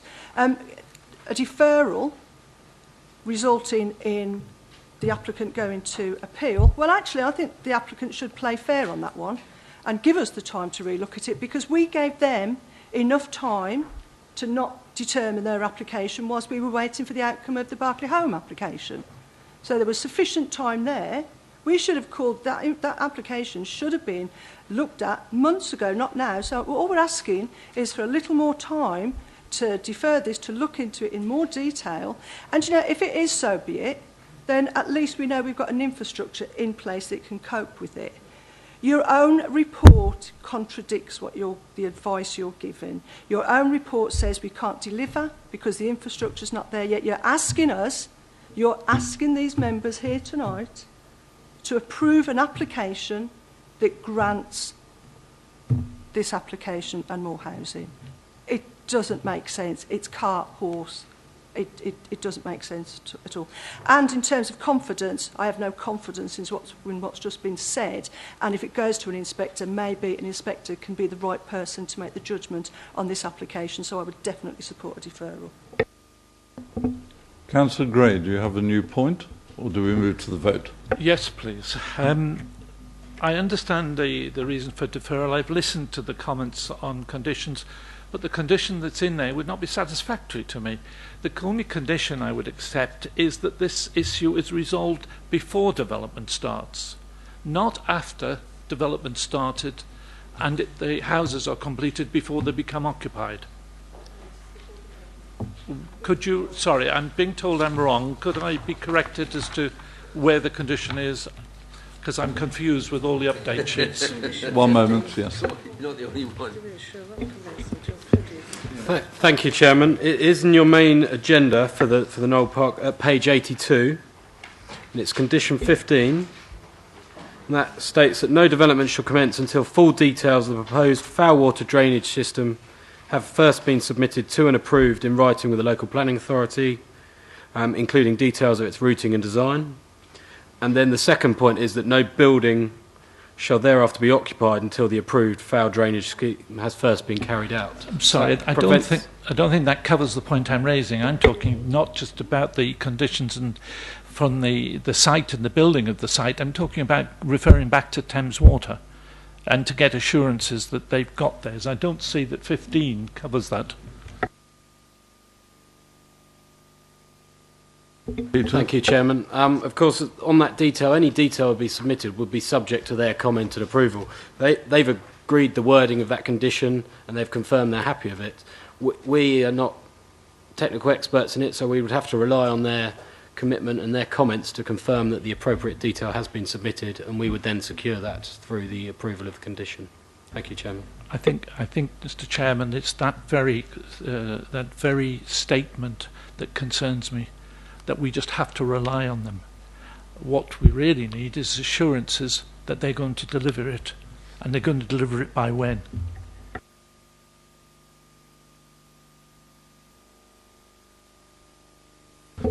Councillor Holder, a new point for deferral?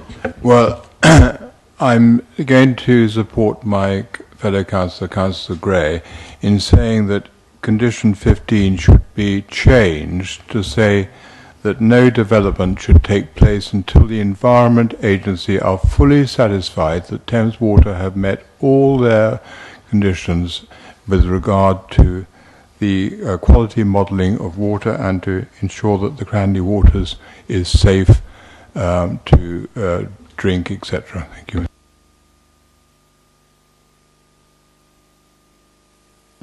Councillor Barham. It's getting a complicated subject, isn't it?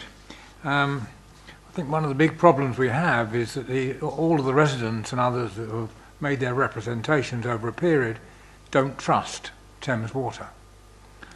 And I think they've got quite a strong reason to do that, because they've had their own problems for quite a considerable time, as lots of other parts of the borough have, and I'm sure lots of other parts of the country that Thames Water provides a service to have. In Bramley we have problems, and it's taken over 2 years for them to actually identify where water is draining into the ground with no proper discharge route, and they can't tell me, or haven't told me, or anybody else, what it's supposed to be doing. I just give that as an instance of the problems. Godalming had major problems during the floods. Okay, the floods created a major different problem, but nevertheless, Thames Water didn't seem to be able to cope, and indeed didn't achieve anything. I think I wasn't going to support deferral, but I feel that probably I ought to, because it'll give Thames Water a chance to try to win our confidence that what they're doing, or what they propose to do, is satisfactory and safe for all of us.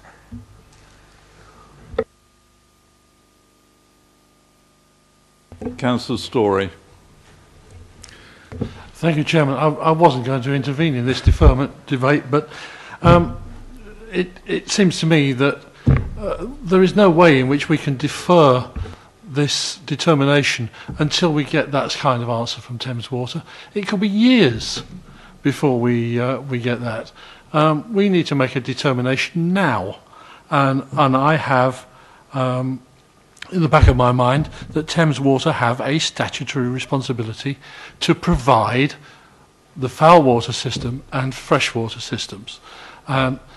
They don't have to do that tomorrow, but they do have to do it eventually. And provided that we have conditions within our permission that says you can't actually put any houses on that site until Thames Water have got the situation in hand, they've got the foul water capacity, and they've got fresh water available, then I think that covers it. Thank you. Thank you very much. I tend to think condition 15 goes that way, but do the officers want to make any final comment before we move to the vote for deferral?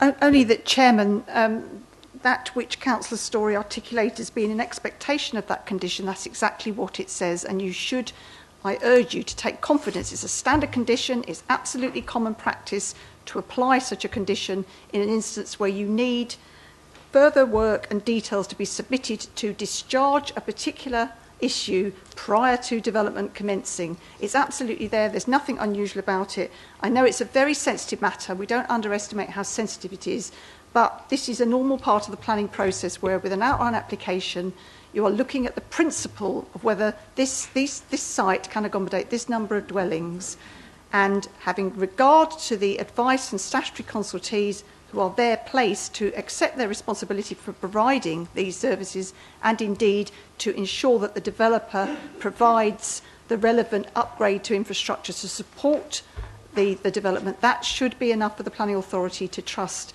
the judgment.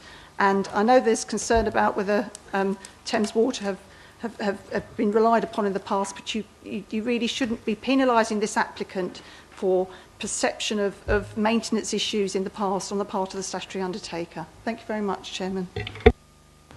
Thank you very much. Mr. Chairman, could I just say that under the statutory scheme for requisitioning sewerage infrastructure, the developer can be required to fund the improvement to the sewerage infrastructure necessitated by the development in question. And that is what we, as officers, would expect would happen here. Thank you, Mr. Chairman. Thank you, Barry, for that information. Councillor Holder, can we move to the vote, please? I think we've been here long enough. Councillor Hess, something new? In contractual terms, I don't trust anything that I don't see in black and white spelt out absolutely unambiguously and clearly. So and thank you very much for giving that advice, Solicitor, can we get some language in the document that actually nails this point down, that capability has got to be delivered come hell or high water, whether by Thames Water or by the developer?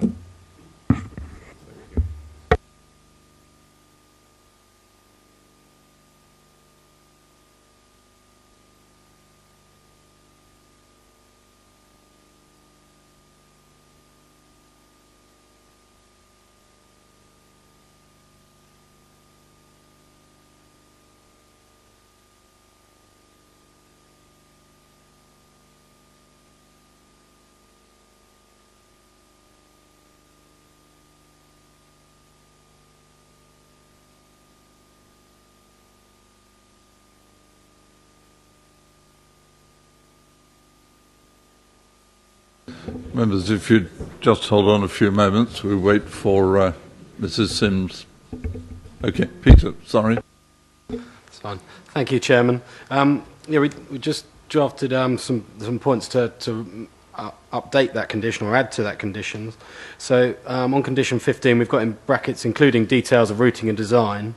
We think we can add to that to assist and appropriate funding arrangements and indicative delivery timetable. Sorry, I was trying to read writing. So it would read, and appropriate funding arrangements and indicative delivery timetable. Apologies. Thank you, Chairman. Councillor Story, is this a new point? Yes, sorry, Chairman. In relation to conditions, in condition 43 in the update sheet, it seems to me that condition only requires that they do the modelling and not that they actually do the provision before the development takes place. I just wonder if that could be strengthened as well.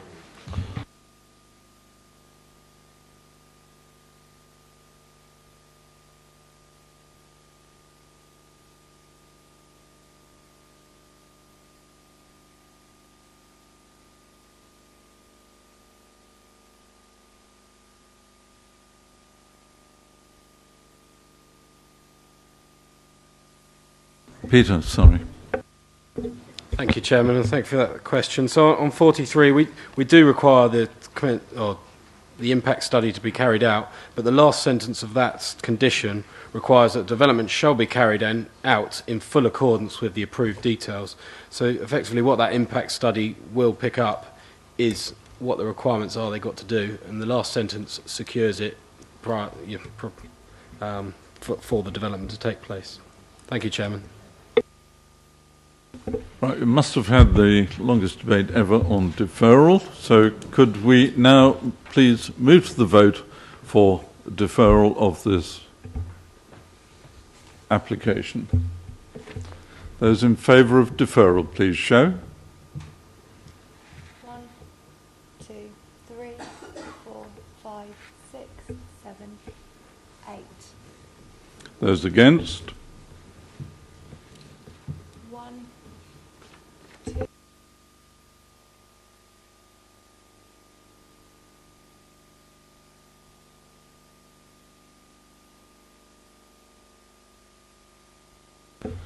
That motion is lost. So may we now continue with the debate on the application, please.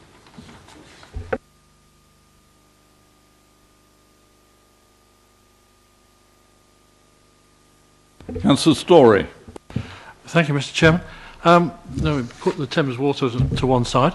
I picked up on a point that was made by one of the public speakers, that this development, it's outside of the developed area of the village and in the countryside, and it's actually not connected to the village. Theoretically, if the Berkeley Homes scheme is finished, and if the other application before us tonight is finished, there might be a connection. But as it stands at the moment, there isn't, and we are supposed to determine these applications as they are currently, as a standalone application. And it seems to me that this application is remote, and therefore we should consider that it fails to meet the requirements of being connected.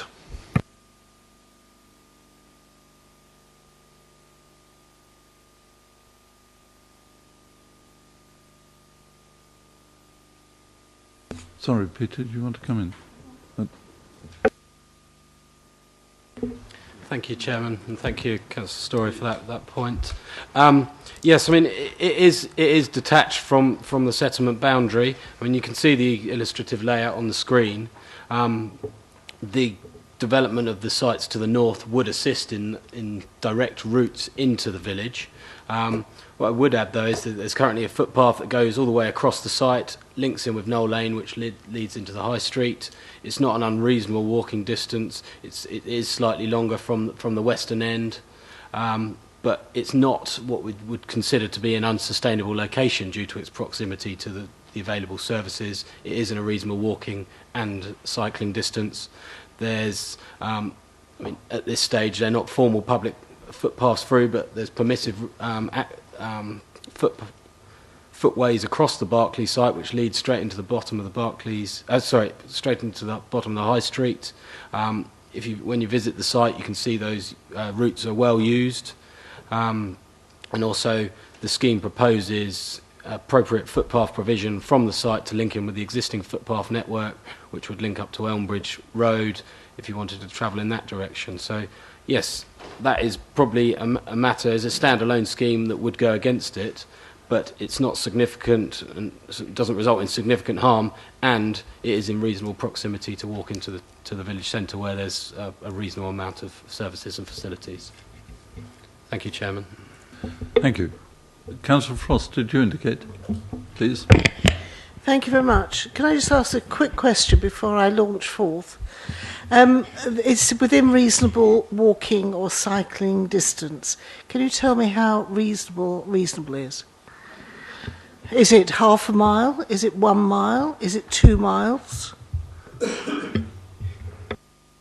Thank you, Chairman. I mean, it does depend where you are on the site, because you would, from the western end. Demonstrate the distances on the site. It's approximately 1 mile across. So if you were coming from this end, it would be a mile into the Country village Park. centre.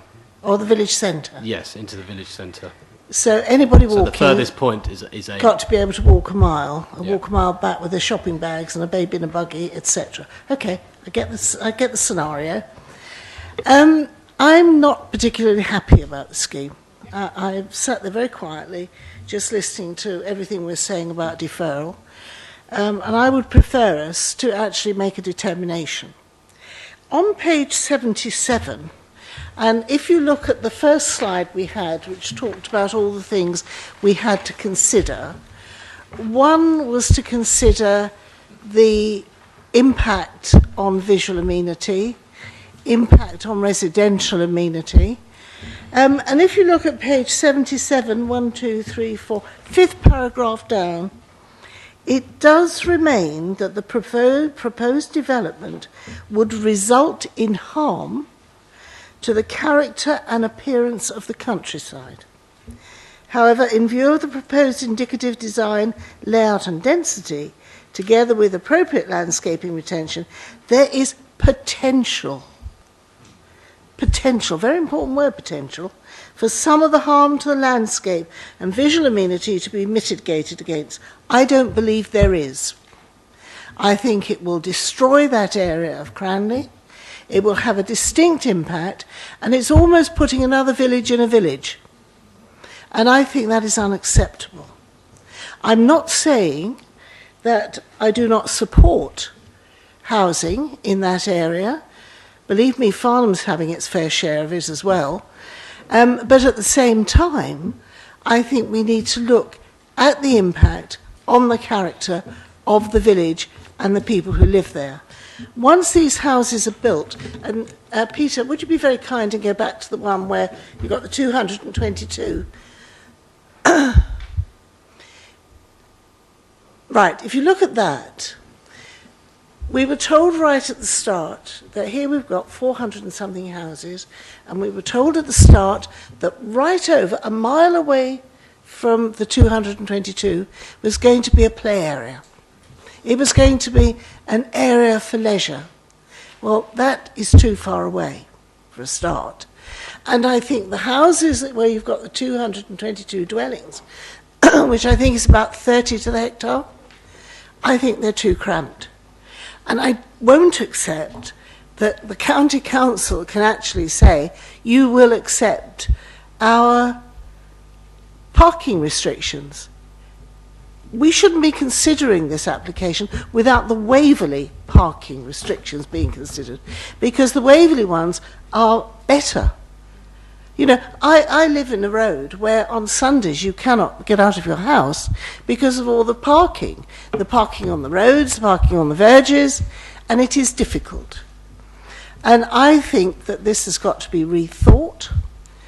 I'm sure we can put houses on that site, but at this moment in time, I believe this is detrimental to the countryside, and I cannot see, for the life of me, how we can make it better, because it's a long, thin strip. And I'm not interested in the Berkeley site. That's not built yet. What we're considering tonight is this site, nothing else. And then we'll be considering another site. So from my point of view, I think there are distinct restrictions. I don't like the design of it. I don't like the groupings that you've got there. And I certainly think that we've got to do something very important about the parking constraints which are mentioned in this report. I will be voting against. Elizabeth. Chairman, if I may just pick up the point about car parking. Officers do recognise the importance that members of the council place upon their own bespoke guidelines, parking guidelines, and it is a point that we have detected in the current submission which isn't quite right yet. The applicants have put forward their justification, but as Councillor Frost has expressed, we think that any development that comes forward at reserved matter stage in terms of the layout should reflect your own guidelines. We've put that point up in the update, and it is a matter which is properly addressed at reserved matter stage, because the layout will need to show full compliance with your guidelines, and it may mean, as a consequence, the number of dwellings has to come down to ensure there's appropriate space for that. But that is achievable at reserved matters, and that's why we're recommending on the yellow update. I'm sorry if we went through it a little quickly, but there was a lot of information, but the new condition number 40 on your update sheet draws specific attention to that very valid point, that development shall not be commenced until full details of parking provision for each dwelling has been submitted to, approved in writing by the local planning authority. The parking provision should comply with the requirements of Waverley Borough Council's parking guidelines. The development shall therefore be carried out. We could have left it, we could have said we'll pick that up at reserved matters, but I think, taking your very valid point, we highlighted it with a specific condition to draw it to the applicant's attention if permission is granted. So thank you for that, Chairman. Thank you. Please do. I'm listening to what the officer is saying, but this should have been thought of before the application was on the paper before us, because we could then have looked at it and said, yes, this is what we want. Now we're reliant on a negotiation, which may or may not happen, because the developer would have actually looked at the number of houses, worked all his costs out based on the number of houses in this application, and will not, in my experience, take too kindly to reducing the number of dwellings to put in more parking spaces. Thank you. I must say that I raised the matter with the officers as well, so as probably other people did, and asked for the condition of Waverley parking limits of October 2013 to be put on the agenda. Councillor Foresky. Thank you, Chairman. I think I did start by saying my first choice was for refusal, but I was trying to be nice. Same old again. Another greenfield robbed. If we, I really appreciate what Councillor Story said and what Councillor Pat Frost had just said, because they've actually highlighted what is so important in all of this is that it is remote and it is unsustainable. If you don't live in Cranley, then you have no idea how far that distance is, whether you've got a baby in a buggy, whether you've got one shopping bag or two, whether you want to get from one end of the high street to the other. The high street's quite a long piece of road to get to, so if you want to go right down the other end where you go to the vets or the doctors, it's very far from, it's not sustainable. The transport as well is a major issue. Also, our neighbourhood plan wasn't keen on this site, and it's been consulted on a couple of occasions by Waverley. Waverley are looking at our plan at the neighbourhood plan as it is at the moment. This was not a site that was endorsed or recommended through the neighbourhood plan process. Would it result in harm? Of course it would. Of course it would. And I'm getting a bit bored and sick to the back teeth of comparisons between other applications and Berkeley Homes and what happened there. It's a different day, different story, different information. They should be considered in isolation. And one of the things that was discussed as well was self-build. Yes, we have a register with 22 people on it, but Amlet's Lane, which is currently got approval, also has 15 self-build on there. So this is not an isolated idea for a developer to come along with self-build. In a recent study by somebody who lives and works in Cranley, came up with some figures and said that 67% would not like to become involved in a community organisation. I wonder why. 68% dislike vehicle congestion on the high street as it currently stands, and 43% of those drive through the high street on a day-to-day basis. So, I mean, they're figures that are already there without the added congestion. I will be not supporting the officer's recommendation. I look forward to what my fellow councillors say, but I will move to a recommendation that we refuse. Thank you once again for your tolerance, Chairman. Thank you. Councillor Earls. Thank you, Chairman. We've heard a lot this evening about beefing up the various conditions, etc.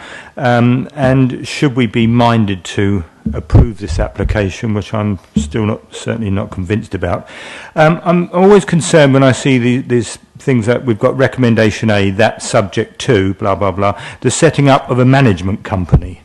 And then that's it, full stop. So they set up a management company and they build their houses and they close the management company. And then the country park becomes a wasteland, the play area gets overrun with weeds and rubbish.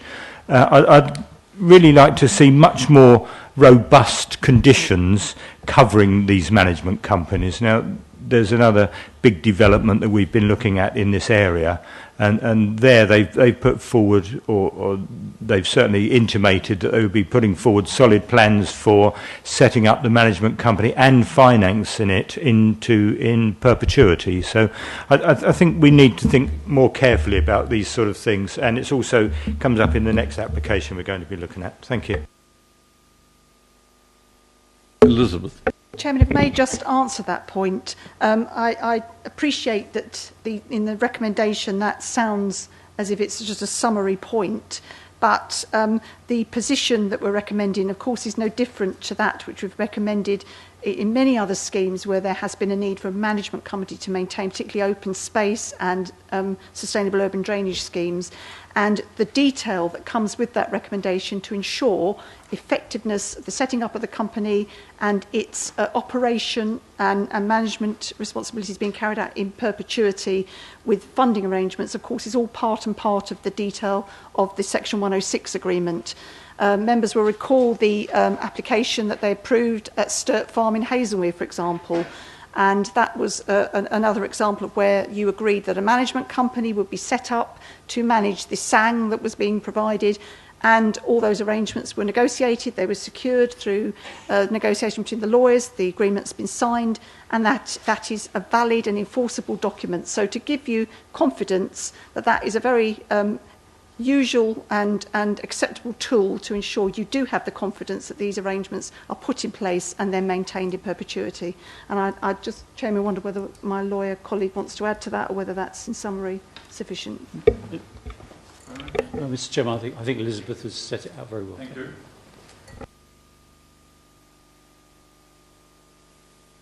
Councillor Byrne. Thank you, Chairman. I've been struggling to find the update sheet with condition 40 in it, but what I'm concerned about is, of course the pages aren't numbered, but it's the third page in, and it talks about condition 43, which was mentioned earlier, and we were talking, I think, mainly not about supply of water, but supply of sewage treatment, etc. That condition to me doesn't seem to cover that point. It needs to be expanded somewhat. If that is what you're intending, or we're intending, that condition is expanded so that we know that it's covering both foul water and fresh water. Thank you. Peter, if you'd like to answer. Thank you, Chairman. Yes, I think I can pick that up. I think there was, just with regards to the condition, I think the one that was referred to was condition 40, that's actually on the item A2 for the agenda. In the update recommendation, under recommendation A for this scheme, again, sorry, it's not, the pages aren't numbered, but on its condition 43, which relates to the impact study, and condition 44, which requires details of parking provision. Just to pick up, condition 43 deals purely with the water supply, whereas condition 15 within the main agenda deals with the foul surface. So there's two separate conditions to deal with each matter. Hopefully that covers that point. Thank you, Chairman. Thank you. Councillor MacLeod. Thank you, Chairman. Before I make my comments, I wonder if the officers could just confirm something for me. I've got the figures at home of the number of houses built in Waverley and the various parishes since the year 2000, and from memory, across the whole of Waverley, it's about 230 houses a year. In Farnham, I know the figure, it's about 80. And I'm not totally sure of the figure for Cranley, but I think from memory it's round about 20. Could you just confirm that I'm in the right ballpark for the number of houses on average that have been built since the year 2000 in Cranley? I think it's about 20 per annum.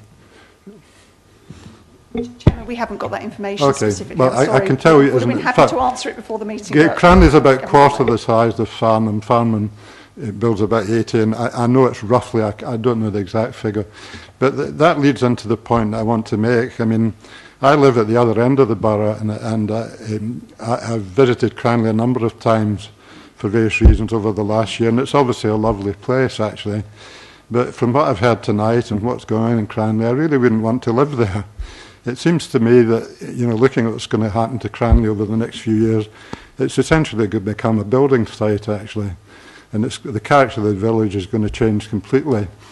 I know we're not supposed to decide on the basis of infrastructure, so I won't really dwell on that. But I just have to say, I just don't believe that you can increase the size of a place like Cranley so dramatically and not have major infrastructure impacts. But I know that we're not allowed to decide on that basis, so I'll put that to one side. So I really come down to residential amenity and the effect on the countryside. We shouldn't, in my opinion, be building in Greenfield where there are brownfield sites available in Cranley and elsewhere. That's my point on that one.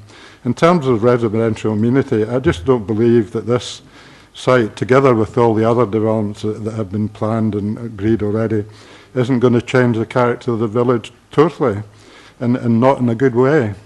So I'm actually against this application. My comments are based on these simple matters, not on anything to do with sewage, not to do with infrastructure, which we're not really allowed to comment on, but really on what the effect on the people of Cranley. I listen carefully to what the parish council say, and I take a lot of account of that, and to what the local residents say. And that's the basis on which I would say to my colleagues that we should refuse this application. Thank you, Chairman. Thank you, Councillor. Councillor Hesse. If I can add to that, and I'll read from the agenda, although I can't give you a page number or a paragraph number, as both are entirely absent from this document. But in terms of the impact to the visual amenity and the residential amenity, this section that is titled Cumulative Effects / In Combination Effects, and I read, it is important that the cumulative effect of the proposed development and any other committed developments are considered. Cumulative effects comprise the combined effects of reasonably foreseeable changes arising from the development and other development within a specific geographical area and over a certain period of time. The significance of cumulative impacts needs to be assessed in the context of characteristics of the existing environment.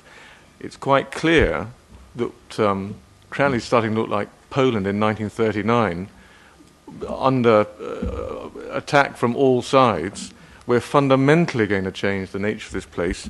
How do we express the concern that I think we all feel about the total effect that all of these developments are going to have on the place, which we seem to be powerless to address? Can we have some guidance, please, as to how to manage this?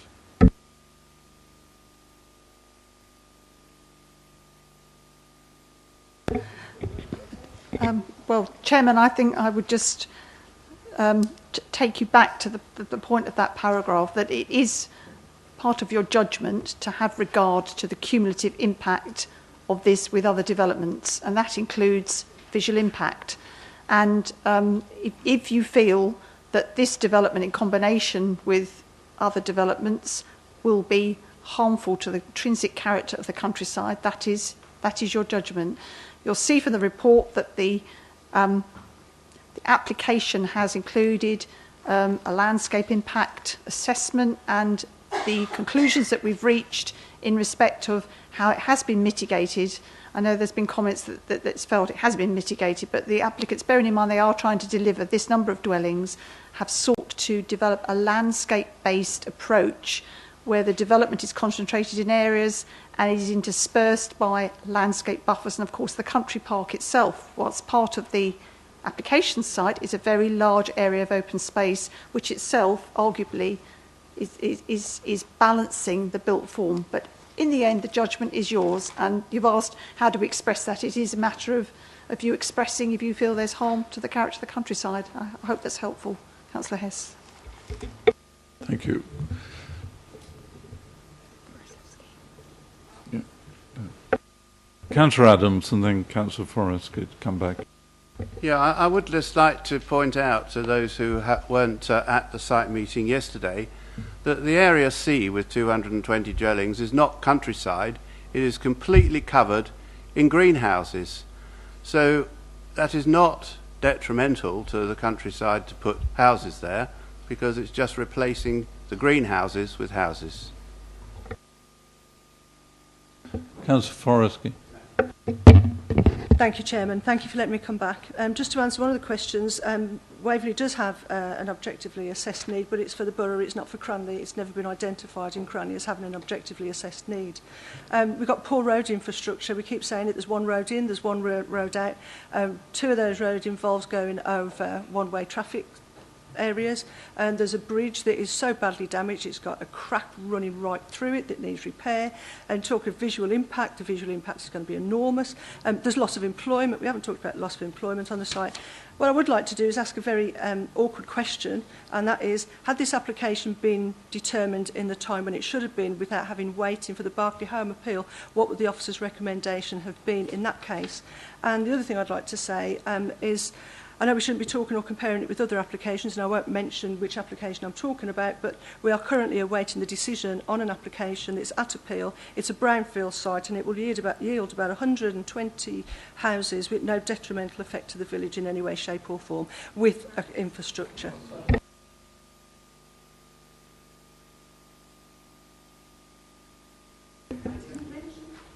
I think we heard from the proposer that the greenhouses are going to move anyway, therefore the employers will move with it.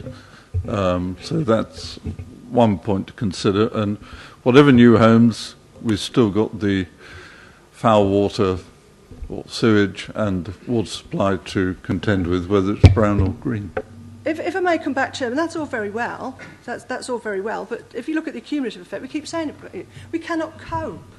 What does it have to take to get it through our schools that Cranley cannot cope? The only reason, let's face it, the only reason we're getting the houses is because we have no protection from the green belt. Now, when we've exhausted all our green fields because developers no longer have the opportunities, watch out your green belt, because they'll be coming for that next, and you'll be forced as a borough into reviewing your green belt, and then Hazelmere, all the other places, all the Godalming, you will have to be faced with exactly what we're faced with now, except it'll be worse.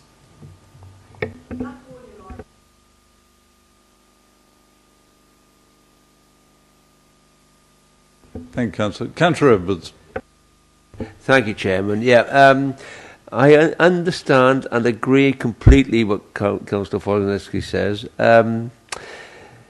We live in Hindhead, and we've had massive developments there for a small place, and there's nothing we can do about it because we weren't covered by any protection. We have to accept that. Now, Waverley's a beautiful place. We've got to build somewhere, and there are lots of places that are protected.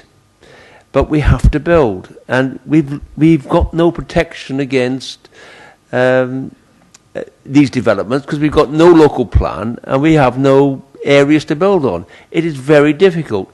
This is a massive, massive development. When you can take it into consideration with other developments in Cranley, I feel really sorry for them.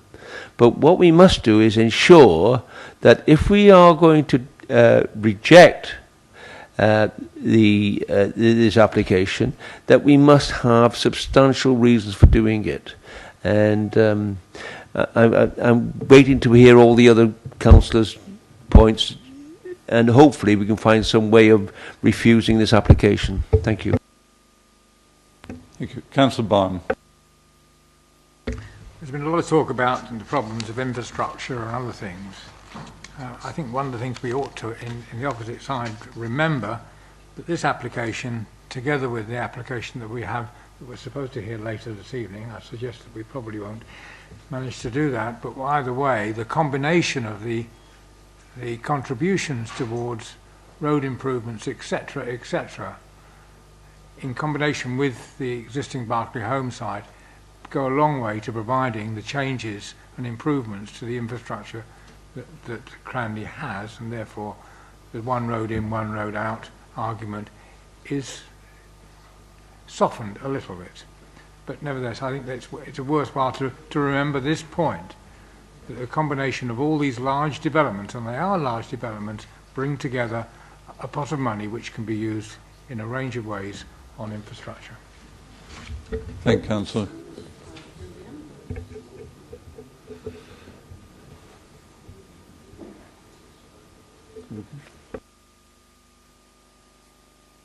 Any other members wish to comment further? Councillor James. Thank you, Chairman. I was just wondering, we started off with the presentation from the officers that we had lost the site to the top right-hand side to Berkeley Homes with an inspector. Do you think, if this one went to appeal, that another inspector would say, gosh, actually, we've just had a large one there, we now don't need another one right behind it, moving further out into the countryside, because it isn't as well, possibly as well placed as the Berkeley Home one, because it is more detached. I find this one really, really difficult, having come from an area that was a little village 30 years ago and is now as big a village as Cranley, in a different authority, and it is just every field is built on, because it is what they call sustainable, has flat, big fields. I just think that this one is slightly further removed from the Berkeley home site. Thank you, Councillor. Elizabeth, Peter, do you wish to come in before we move to the vote? Thank you very much indeed. No, that's it. Okay, as members, we move to the recommendation. It's subject to the completion of a 106 legal agreement to secure 40% affordable housing, infrastructure contributions towards off-site highways improvement, early years and primary education, off-site highways works, play spaces and open space, and the setting up of a management company to manage the country park, POS and SUDS within 3 months of the date of the resolution to grant permission, and conditions 1 to 18, 20 to 42, informatives 1 to 21 within the agenda, an additional informative 22 within the report update, revised condition 19, additional conditions 43 and 44 included in the addendum report, and amendments to condition 15 in relation to appropriate funding arrangements and indicative timetables for implementation. Permission be granted. Those in favour, please show. 1, 2, 3, 4, 5, 6, 7. Those against? 1, 2, 3, 4, 5, 6, 7, 8, 9, 10, 11, 12. Abstentions? Thank you. Therefore, we need an alternative proposal and reasons. Councillor Foretsky. Thank you, Chairman. I'd like to move a recommendation to refuse this application, and I'd like to start with some of the reasons as being unsustainable and remote. Do you have a seconder, please? Sorry. Thank you. Can you speak up a little? We're having difficulty. Yes, I'd like to start with reasons for refusing. The site is remote, it's unsustainable, and I will look to Elizabeth, if I may. You commented on the EIA and the sewerage. There was a possible reason there for looking at reasons because of the delayed response. Was that capable of being one? Or can we look at that? Chairman, I would say not, actually. Thank you. Okay. I'm looking to members for further reasons for refusal. Otherwise, I'll be here all night listing them. Councillor Frost. Thank you very much, Chairman. Well, I'm hoping the officers can assist us in the correct form of words. But going back to what I said originally, the detrimental impact it will have on the countryside and indeed on the neighbours. Use the word intrinsic somewhere along the line, I think, Elizabeth.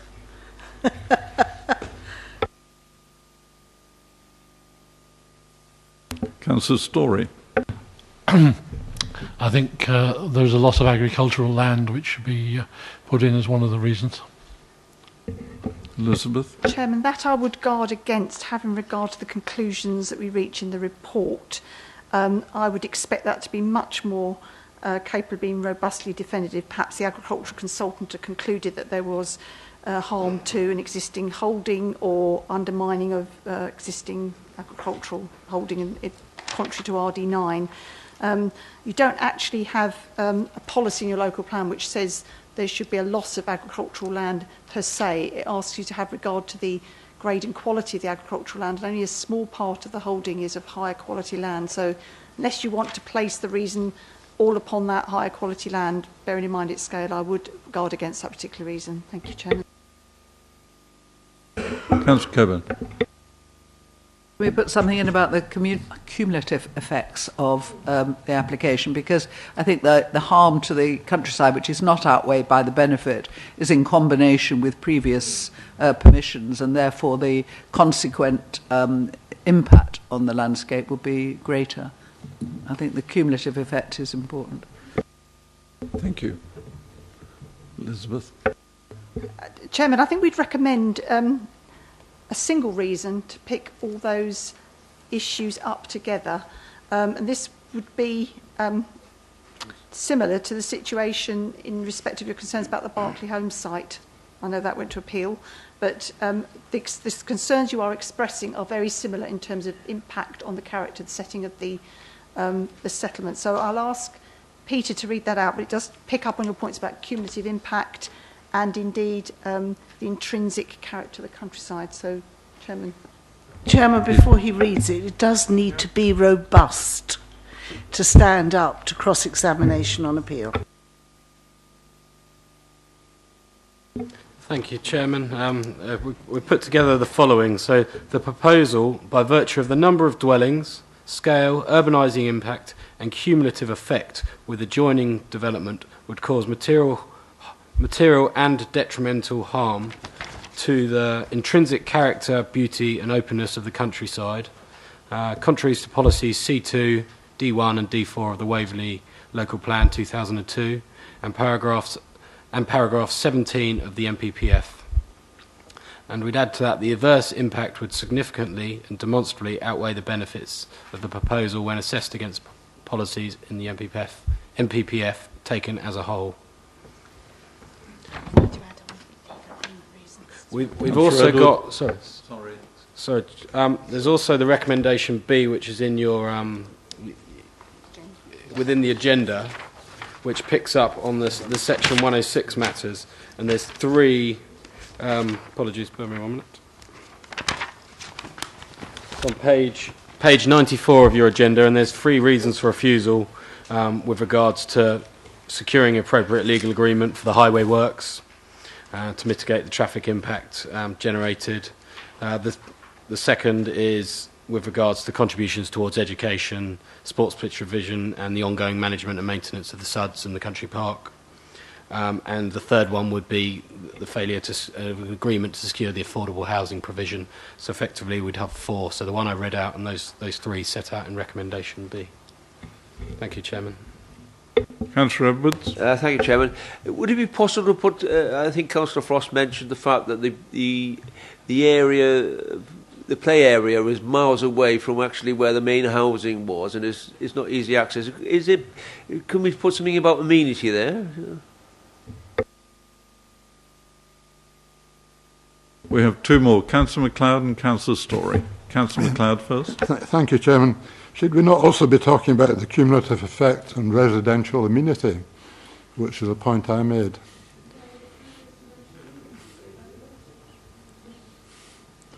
Of all these developments in the population of Cranley, which is what residential amenity means, there must be a large effect on the local population of all this development together with all the other developments. The things that we could comment on. May I suggest, Chairman, picking that point up, that you express it in terms of a loss of visual amenity, because residential amenity normally conveys an objection in strict impact terms in terms of over dominance, loss of light to residents. But I think perhaps what you're getting at, Councillor MacLeod, is actually that there would be a loss of amenity caused by the visual impact of this development adjacent to the settlement, which it is still impact on residents, but it's not residential amenity in the strict sense as normally meant in a reason for refusal. And I would recommend we perhaps include the term visual amenity within the first reason for refusal. Councillor Story. Thank you, Chairman. I was trying to indicate to you that in respect to Councillor Edwards' comments, that the application does actually include 6 local areas of play in area C and LAPs in area B as well. So to say that there's not those areas isn't actually correct. What I wanted to say was that we've got a refusal based on the accumulated effect in relation to the other sites which haven't yet been built, and I wanted to get in the one that we've said that this is a remote site if for any reason those other sites don't actually get built. Thank you. Did Councillor Forrescue want to come back again? I did, Chairman. Thank you very much. I just don't want to get caught like we did with the Berkeley homes, although I didn't want to mention them. But if we could mention flood risk, ancient woodland, and include our comments earlier on the drainage, the sewerage and the utilities, if that can be included under the environmental effect. Elizabeth. Chairman, it won't surprise you to hear me say I would strongly recommend you do not include those reasons. You didn't include them on the Berkeley homes. The matters were discussed at the inquiry and the inspector still had regard to them, but of course you will have read in the decision he didn't find that those reasons would have been sustained had you included them as reasons for refusal. And I think in that instance your refusal was much more robust. The inspector didn't agree with you in that instance, but you didn't get costs awarded against you for unreasonable behaviour. And I'm afraid it's a difficult message to give you as ever, but without technical support for reasons on those grounds, you will be found to be unreasonable on appeal. And it is a difficult one, but I'm afraid that is the experience of it, and that is the guidance from government. Thank you very much, Chairman. Thank you, Elizabeth. That's very good advice, and I accept it. Thank you. Members, I think it's time to move to the vote. Do you want to go through the reasons for refusal again from Peter, please? Thank you, Chairman. Yes, I think the first one was the one I read out, which was a proposal by virtue of the number of dwellings, scale, urbanising impact and cumulative effect with adjoining developments would cause material and detrimental harm to the intrinsic character, beauty and openness of countryside and visual amenity, contrary to policies which we listed. There was also a request for a standalone condition regarding sustainability, which I haven't written in full, but we will add relevant policies to if you're happy to agree that. But it would be the site is located in a remote and therefore unsustainable location by reason of its relationship to the settlement boundary and proximity to the services within the village centre. So that would be the second. And then the three on page 94 with regards to the section 106 requirements. So that's 5 reasons we've listed there. Thank you, Chairman. Proposer, seconder, are you happy with those? Thank you. Let's move to the vote. Those in favour of refusal, please show. 1, 2, 3, 4, 5, 6, 7, 8, 9, 10, 11, 12. And those of the other persuasion? 1, 2, 3, 4, 5, 6, 7, 10. Abstentions? Thank you. Therefore, that application is refused. We've been here for 2 hours and 35 minutes. We have another A2 application, which includes public speaking. And I therefore put to you the motion. Meetings of the council normally finish by 10 p.m, but at a convenient time, that's right now.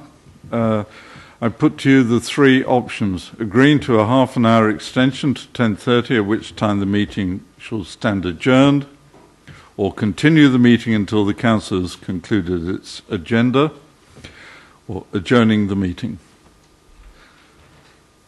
Can I have a proposal from somebody? Councillor Frost. Thank you, Chairman. I suspect that we're going to have a similar long debate about the second application. And frankly, I think it unreasonable to actually continue if we are tired and we have to listen. We need to give due weight and diligence to everything we do here tonight. And therefore, I recommend that we do, in fact, postpone, defer. I would second that. So, yeah, we'll sort the dates out. But those in favour of a deferral? Adjourning the meeting at this time, sorry. Thank you, I think that's unanimous. Thank you all very much indeed.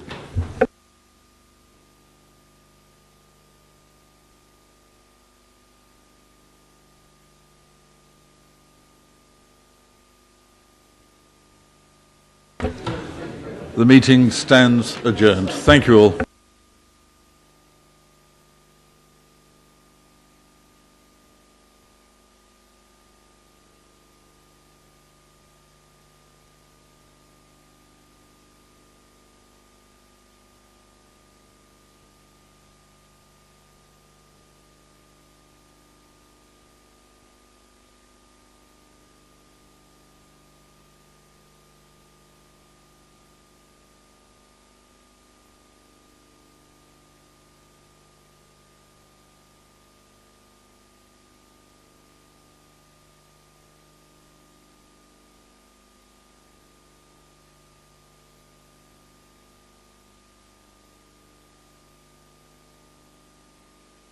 Chairman, when's the next meeting?